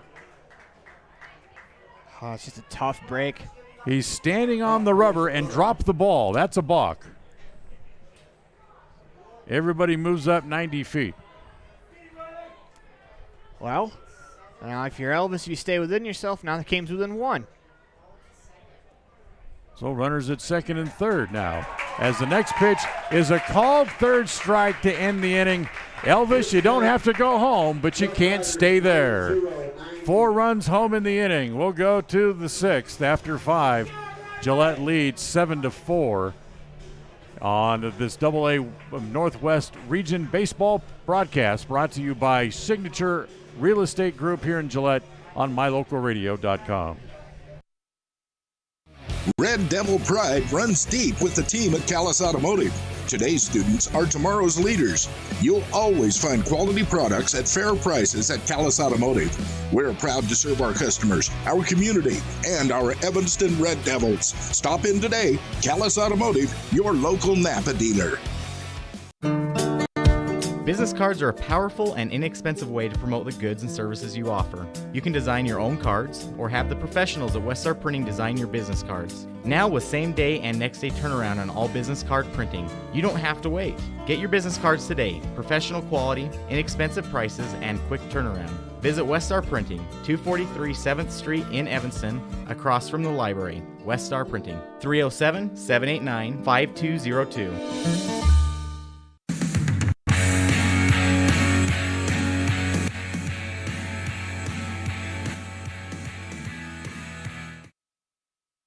So Rocky Mountain gets back into the game as they send 9 men to the plate. They score 4 times on 1 hit. 3 errors in the inning committed by Gillette, and they leave 2 on base. And it's 7-4 as we go top 6. Caden Killian will lead it off, then back to the top of the order, and Seth Peterson and Corey Schilling. Here's the first pitch, and it's down low, ball 1. Caden, 0 for 1 officially. Oh, he called it a strike. Okay, no balls and 1 strike. 0 for 1 officially. He's walked and flew out to left. As that next pitch, that one is up high, 1-1. For the Riders, you're not going to get. You can try to get all the runs back you gave up, but it's going to do huge for your do wonders for your confidence if you can just scratch across 1 run, go back up by 4. Ball gets away out of the bullpen. Down along the right field side for Gillette. So they have to come out and chase it, pick it back up. And the next pitch home, the 1-1 offering, is up high, 2 balls and a strike. Well, now we know there's action in the bullpen down on the Gillette Roughriders side. We can't see, but we do know now. Yeah, it's kind of a dead tip-off when the ball comes popping out of the bullpen. As the 2-1 pitch is outside and low again, ball 3, 3 balls and a strike. If you're Keaton Killian, you can find any way on base. That's huge. as you're the 9 hitter. You turn it over to the top of your lineup with a runner on. The 3-1 is up high, ball 4. It's a great at-bat. Staying within himself, gets a free pass. And we talk about all the time those leadoff walks. They come back to bite you. First walk given up by Musey. 4th walk overall issued to Rough Rider hitters today. And we go back to the top of the order. Go ahead. Now that it's a 3-run game, we have to give a big shout out to Musey, who came in and who's quietly just posted zeros. Yeah, absolutely. Hounding his team to get back into the game. So here's Peterson. Comes home, and the first pitch to him is up high, ball 1. Peterson singled in the first. Then he's been fairly quiet since then. He's grounded out to third and grounded into a double play, also started by West over at third base. The 1-0. Chopper over the mound. Could be 2 again. Stepping on second, getting 1. Throw to first. What's he waiting for? Double play. Could have called that one in Braille. What took so long? Nice footwork there around the bag from Eliason to be able to field the ball, step across, and fire, as that's a big double play for the Lobos. That's a huge momentum killer. So the double play. And now here is Corey Schilling. Good defensive play up the middle as Eliason able to glove it, step on the bag, and make a good throw back to first. The 0-1 pitch. Ground ball wide at third. West has to wait for a hop. He throws across, and that's dug out over at first base. And in case you haven't noticed, Musey just posted another 0. No runs, a walk, nobody left thanks to the double play ground ball. As we go bottom 6, it's a 3-run game. It's Gillette 7, Rocky Mountain 4 on this AA Northwest Region Baseball Contest, brought to you by Signature Real Estate Group here in Gillette, and it's all on mylocalradio.com. They say the 3 most important things in life for many people are their faith, their family, and their high school sports. And not necessarily in that order. Advertise where you'll get noticed. Call My Local Radio and become a sports advertiser today. Ready has provided safety and excellence in industrial construction and support services since 1982. From insulation and scaffolding to paintings and coatings, our crews are standing by to assist with new construction, maintenance projects, facility shutdowns, and more. Contact us today to ensure your assets are protected and functional. Interested in joining our team? Visit ReadyUSA.com. We are ready.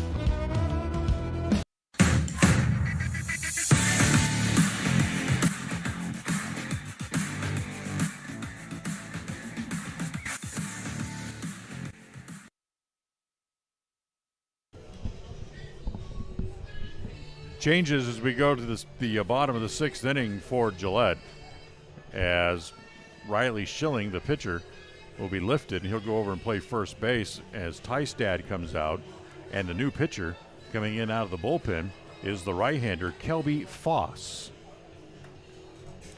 One thing I noticed in between innings, just watching the Lobos dugout that came off the field, the first player out of the dugout to greet his entire team was Roland March King, who was the starting pitcher in this game, gave up 7 runs. And instead of pouting, he is there cheering on his team, as you love to see that from a kid. You know, when things don't go your way, it's kind of human nature to feel bad for yourself. Instead, he's out there urging his boys to come back in this ballgame. Yeah, because now all of a sudden you want another shot to show your team that I'm not the guy who allowed 7 runs. So Kelby Foss takes over, a 6'1", 190-pound pounder, as he will be a senior next year in high school here in Gillette.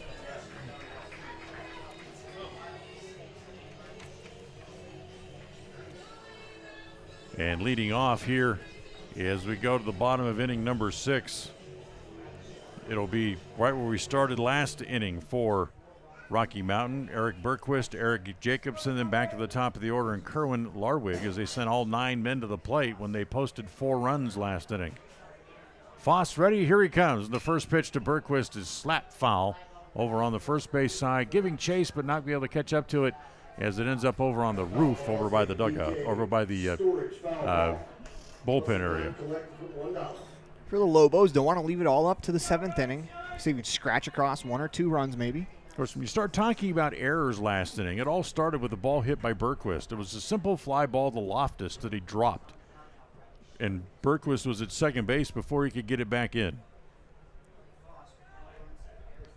Foss ready again. Next pitch to Bergquist, over for a strike, and it's 0-2. It's a real good fastball, dotted down and away on the outside corner.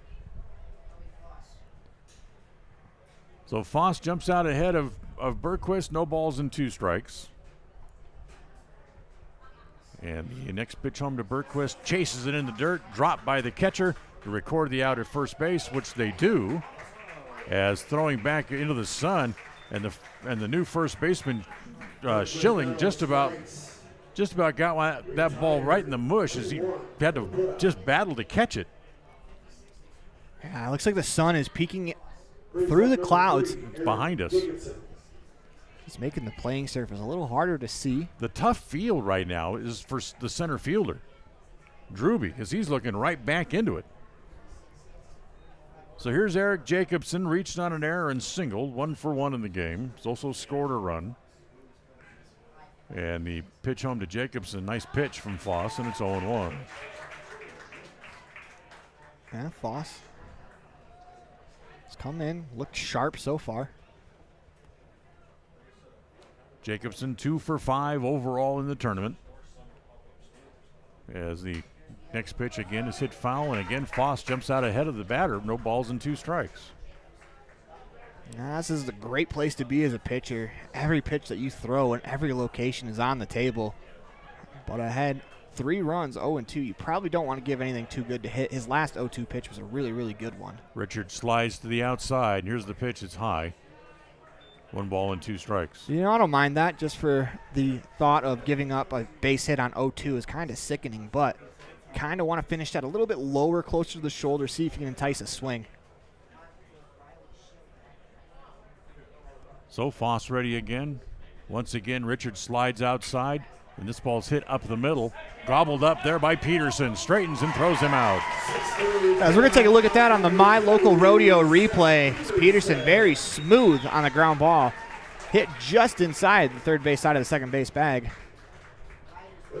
As he ranges to his left, Fields fires it across. So back to the top of the order, and Kieran Lawing, 0 for 2, plus a walk. Struck out, grounded out to third.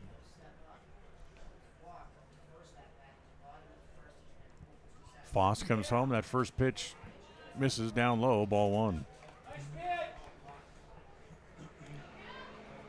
7 runs, 8 hits, 3 errors for the Gillette team.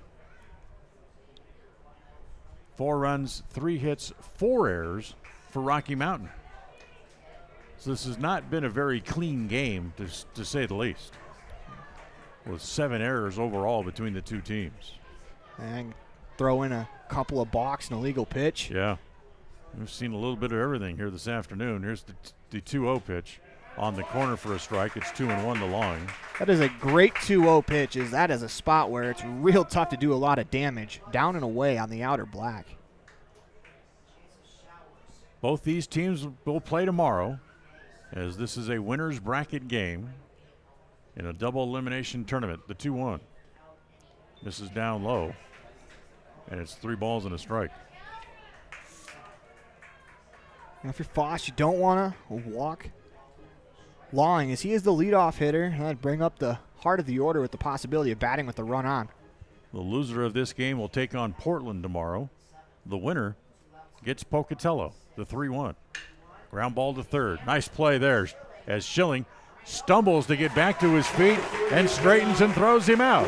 And Foss comes in, restores order, and puts the side out in order for the first time today, as Rocky Mountain goes out 1-2-3. It's still 7-4, Gillette leading as we go to the 7th on this AA Northwest Region Baseball Contest.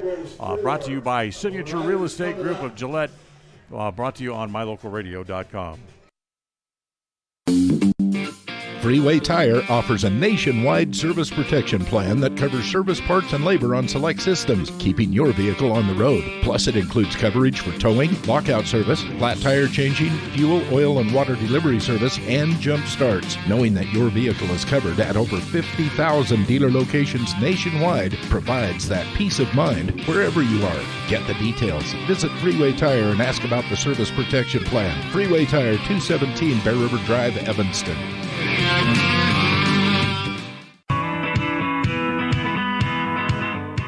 Western Wyoming Beverages has been proudly owned and operated in Wyoming for over 50 years, providing reliable service, friendly staff, and the nation's top beverage products, including Pepsi. We always strive to be the premier business partner for our customers. Western Wyoming Beverages services Rock Springs, Green River, Jackson, Evanston, Kemmer, Pinedale, Wamsutter, Big Piney, Mountain View, and Lyman.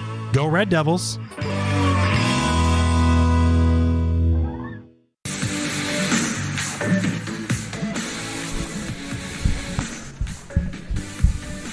We'll go to the 7th inning. 7-4, Gillette leads. Logan Musey back out on the hill now, as he's really come in and restored order as the first pitch misses outside. This is the 11th man that Musey has faced since he came in for March King, and he has retired 8 of the 10 that he has faced. Yeoman's work out of the pen. The 1-0 pitch to Mason Drewby misses down low, ball 2. Drewby, Schilling, and Hacker do up here in the 7th inning. Here comes the 2-0. On the corner for a strike, and it's 2-1. In case you missed our note earlier, that they will hold a manager's meeting before the, if at 7:30 in the morning, at 7 o'clock in the morning, to determine what the course of action will be tomorrow. Of course, they have to wait to see what the weather does tonight. They'll talk about it in the morning and decide when the games will start. Well, we know they won't start before 10 a.m. Fly ball to center. Lawing going back, short of the track, will turn and make the catch.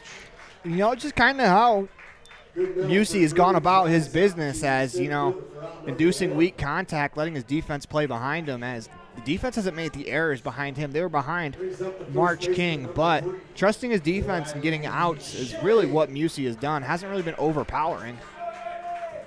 So here's Riley Schilling, who was the pitcher, still the pitcher of record, as he went 5 innings today. As the first pitch is outside, ball 1. So they'll meet in the morning. They'll talk about the field situation and the weather and decide when they will start the games. Like I said, the schedule on paper, the first game tomorrow would be set for 1 o'clock. However, if they have to move games because of weather, the games will not start before 10. That we do know. As the pitch swung on and missed, and it's 2-1. Keep your eye on My Local Radio and the My Local Radio Facebook page.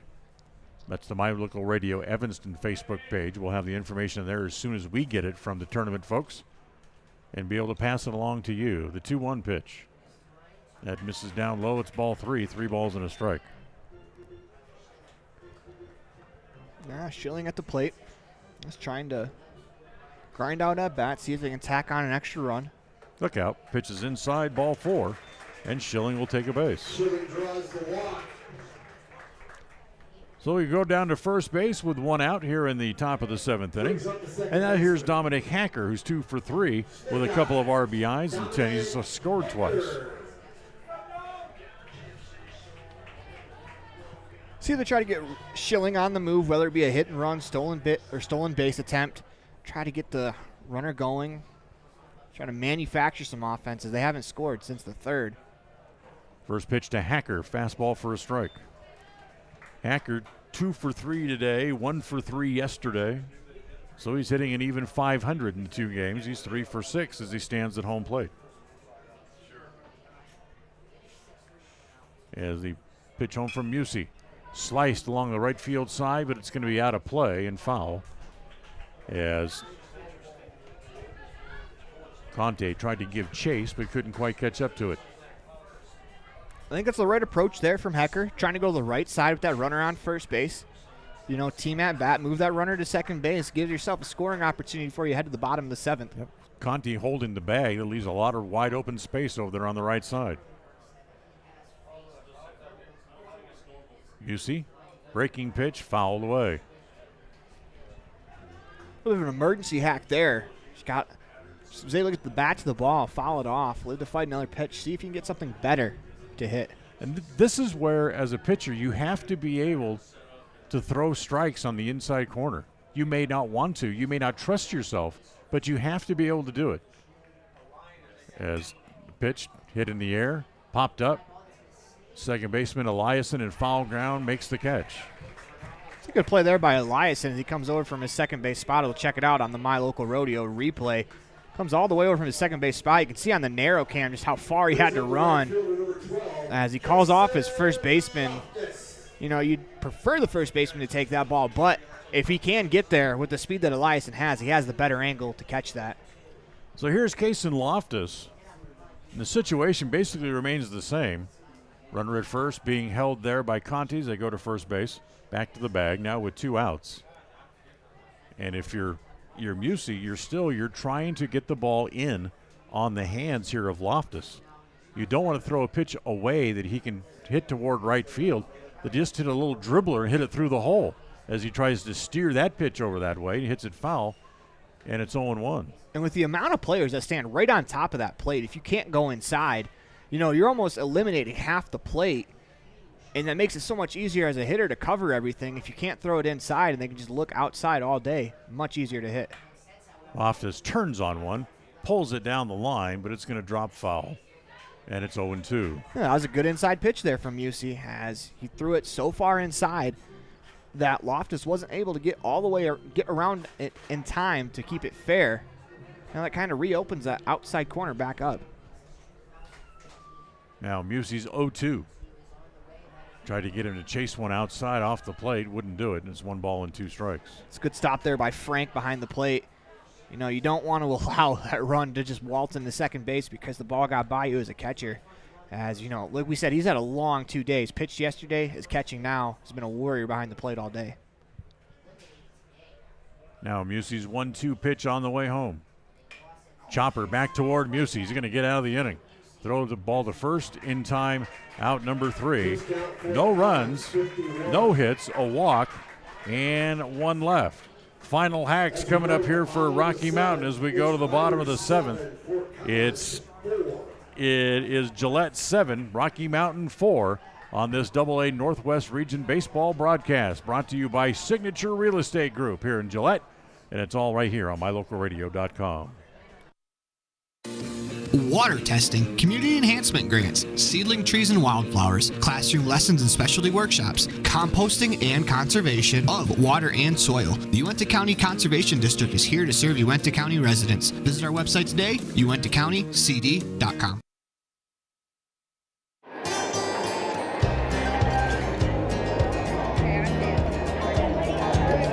I buckle up because there's been too many fatalities around our house where somebody would have survived if they'd been wearing their seatbelt. I definitely wear my seatbelt to keep him safe. I wear it just for safety. I buckle up because my mom makes me. I buckle up to set a good example for my kids and to make sure they stay safe. Getting home safe to my family. I buckle up because it keeps me safe. Go Pups, buckle up! Buckle up for life, Wyoming.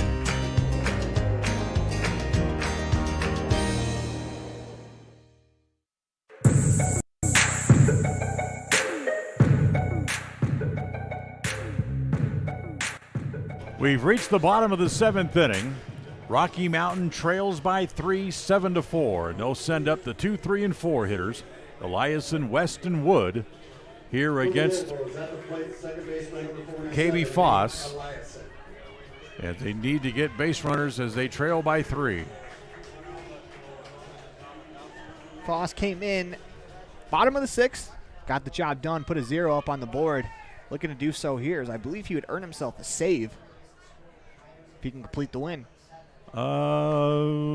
Yes, he would, because it was a 3-run game when he came in. So here's Eliason. First pitch over for a strike, and it's 0-1. Eliason 0 for 2 with a walk. Big sigh from Foss as he rocks and comes home. As that pitch again over for a strike. Yeah, if you're Eliason, this crowd's going to start roaring. As last night in the 7th, the camera was shaking as they got the final out. As it looks like we're going to start that here again. As I mean, big crowd here. They're loud and thunderous. Ahead 0-2. Foss again, another deep breath, stands both feet on the rubber. Here's the 0-2. It's going to be lined into right field, base hit. Yeah, it's just the way you want to start the inning. If you're Rocky Mountain, you get the leadoff man aboard. That's a great at-bat, but that's probably way too good of an 0-2 pitch. There's a fastball about belt high in the outside part of the plate. Great job by Eliason just going with that ball and poking it through the hole on the right side.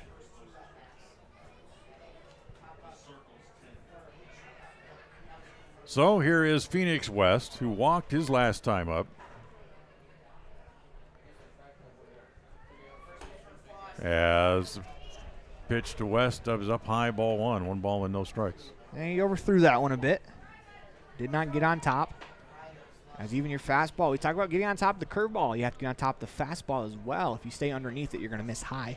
Breeze now starting to blow straight in a little bit stronger, maybe 10 to 15 miles an hour, straight in from center field as the ball bounces away. As West trying to encourage Eliason to go to second base, but he stays over there at first. You know, not the worst thing in the world. You get thrown out in that situation. That is heartbreaking for the team. As that run, ultimately in the grand scheme of things, that run's not worth enough to even risk anything for it. As you score, you're still down 2. So 2 balls and no strikes.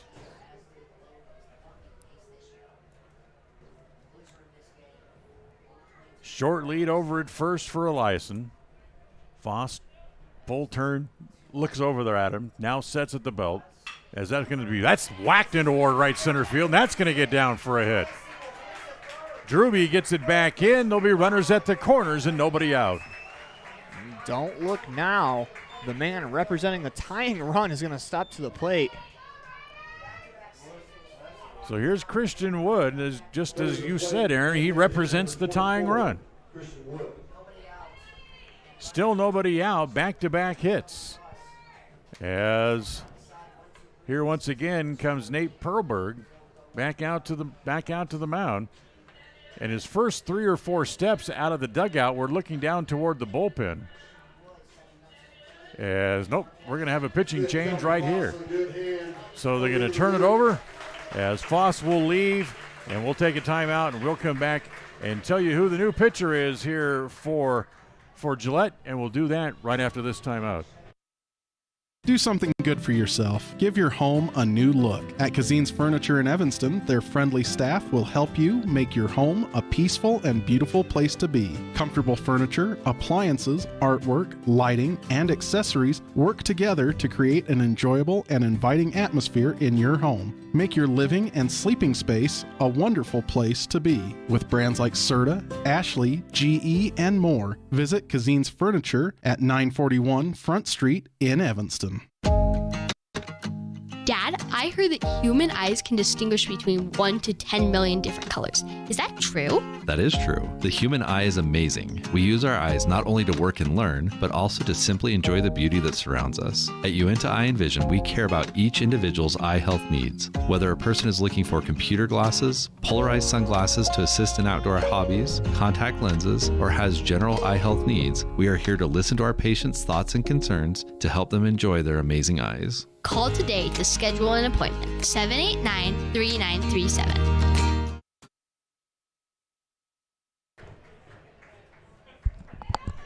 So the new pitcher on here is Corey Schilling, the brother of the starter who was playing at third base. Now he comes in to pick up for Foss as he becomes the third pitcher in the game.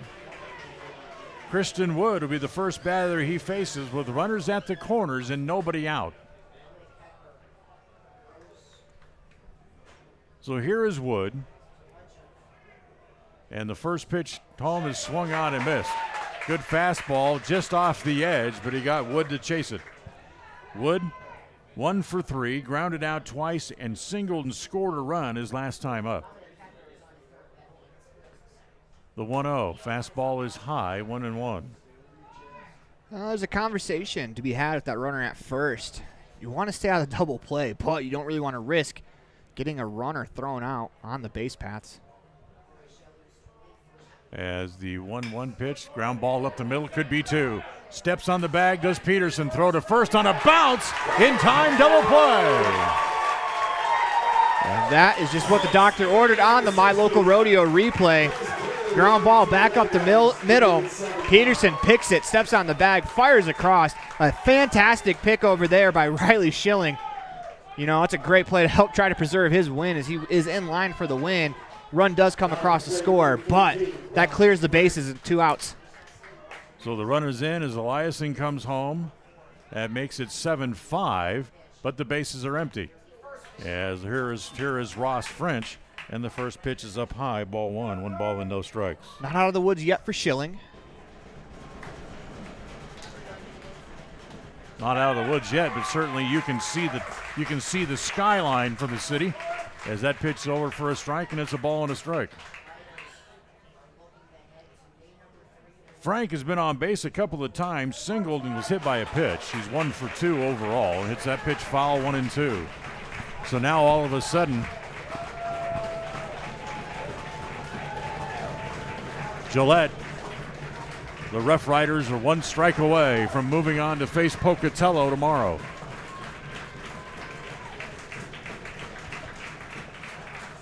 Here's the 1-2 offering. Strike 3 call on the corner.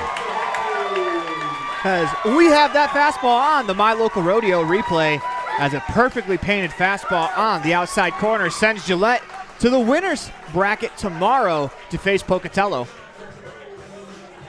So 1 run in the bottom of the 7th inning, but it's still a 2-run win for Gillette, 7-5. We'll take a timeout. We'll come back. We'll have a post-game show, winning and losing pitchers, and the final totals, all coming up right after this.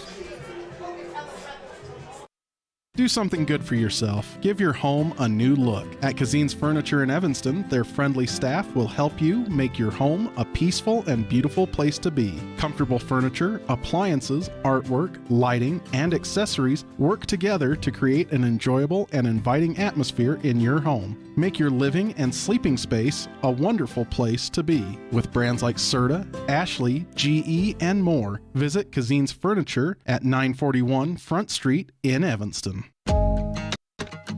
Dad, I heard that human eyes can distinguish between 1 to 10 million different colors. Is that true? That is true. The human eye is amazing. We use our eyes not only to work and learn, but also to simply enjoy the beauty that surrounds us. At Uinta Eye and Vision, we care about each individual's eye health needs. Whether a person is looking for computer glasses, polarized sunglasses to assist in outdoor hobbies, contact lenses, or has general eye health needs, we are here to listen to our patients' thoughts and concerns to help them enjoy their amazing eyes. Call today to schedule an appointment. 789-3937. You're invited to come in and visit with the team at Cash Honda Yamaha in Cache Valley today. Our customers are our friends. If you haven't ever been in, stop in today. We'd love to get to know you. If you haven't been in for a while, stop in and let's get caught up. And if you were here yesterday, come back again soon. You always have an open invitation to visit the crew at Cash Honda Yamaha, where our customers are our friends, on US 91 between Logan and Smithfield.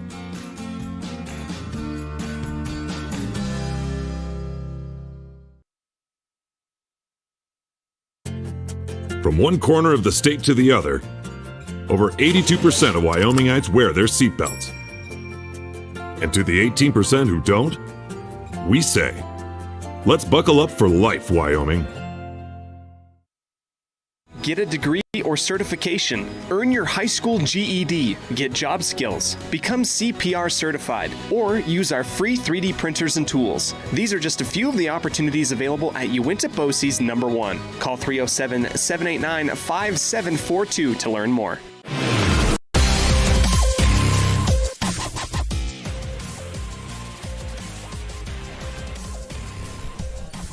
Well, welcome back here to the postgame show on a wild way to end the day as the good folks from Gillette watch their team go to 2-0 here in the tournament as they walk away with a 7-5 win. Your Jimmy John's Freaky Fast recap is Gillette 7 runs on 8 hits and 3 errors. as Rocky Mountain finishes the game 5 runs on 5 hits, and they had 4 errors in the game. Gillette scores 5 runs in the top of the first inning and made him stand up to pick up the win. The winning pitcher in the game this afternoon was Gillette starter Riley Schilling, who went 5 innings, allowed a total of 4 runs, none of them earned, on 5 hits to pick up the win. The loss to Ryland March King, who only lasted 3 innings and gave up 7 runs all earned for Rocky Mountain to take the loss. And the save goes to Corey Schilling to come in and get the last 2 outs on a great double play ball to finish the game, as the Gillette Roughriders. Am I saying that right? Yes. Gillette Roughriders hang on and beat the Fort Collins Lobos by the score of 7-5 in a game that took 2 hours and 2 minutes to play. And that is your Freaky Fast, Jimmy John's Freaky Fast recap. Time to go down to the Dr. McCabe Frankham Precision play of the game. Boy, that could be one of a number of things, Aaron Poling, in the game today. Absolutely, but I think the lead candidate has to be that double play turned in the 7th inning by the Gillette Roughriders defense, as runners on the corners, nobody out. That's a precarious situation. A ground ball double play. They let the run score, but they clear the bases most importantly, and it helps them win the game. I would certainly agree with you there. That is your Dr. McCabe Frankham Precision play of the game. Our Pepsi player of the game today, let's give that to the starting and winning pitcher for Gillette, Riley Schilling, who really was dominant for 5 innings, allowed only 3 hits, 4 runs. None of them really his fault. All the runs were unearned. He walked 4, struck out 5 along the way, hit a couple of batters, but retired 19 of the 25 men that he faced in the game. Yeah, he's very effective. And we made a joke about, Riley Schilling and Corey Schilling talking about an error that Schilling made in the field. Now they're going to talk about how one pitcher gets the win, or one brother gets the win, the other gets the save in a regional tournament game to send them to day 3 in the winner's bracket. I mean, you can't make that up. That's a crazy story that I'm sure 30 years from now they'll be telling to everyone they know. Yeah, that is kind of crazy. So the team from Fort Collins will move on, and they will play Portland tomorrow. And Gillette, the host team, will draw the Pocatello Roughriders in the game here tomorrow. Again, no games will start before 10 o'clock, no matter what the weather does tonight, as they'll hold a manager's meeting at 7 o'clock tomorrow morning, see what the weather is like, see what the field conditions are like, and determine where they will go from there. And again, no games will start before 10. Keep an eye on the My Local Radio Facebook page, and when we get information, we'll pass it along to you just as soon as we get it. And no matter what, when the games are played, we'll have them for you right here on mylocalradio.com. Final thoughts on the day. One last thing about tomorrow, orders of the game. They're not set in stone. They may change. It just all depends, because if the weather gets too bad, the most important game is that game in the winner's bracket between Pocatello and Gillette. It might get moved up. Right. But, it's been a great day of baseball. These last 2 games have been phenomenal. Just fun to watch, fun to call, fun to be on the radio with. And, man, we are so blessed to be here one step away from the American Legion World Series for one of these teams, and one of these teams is going to make a memory, and we're going to get to have it here for you on mylocalradio.com. And we look forward to bringing it to you tomorrow. For Aaron Poling and our producer-engineer Ian Olliff, I'm Dan Hubbard. Thanks for joining us. We'll talk to you tomorrow at some point. Once again, keep your eye on the Facebook page for mylocalradio.com for all the local radio, all the local game information and radio information having to do with the games that come up tomorrow. So until tomorrow, again, for Aaron and Elan, I'm Dan Hubbard. Thanks for joining us, and we wish you a very pleasant good night. The proceeding has been a wholly owned production of mylocalradio.com and Cook Brothers Broadcasting, LLC, no portion of which may be used or rebroadcast without the express written consent of Cook Brothers Broadcasting, LLC. Thank you for joining us for this sports presentation on mylocalradio.com.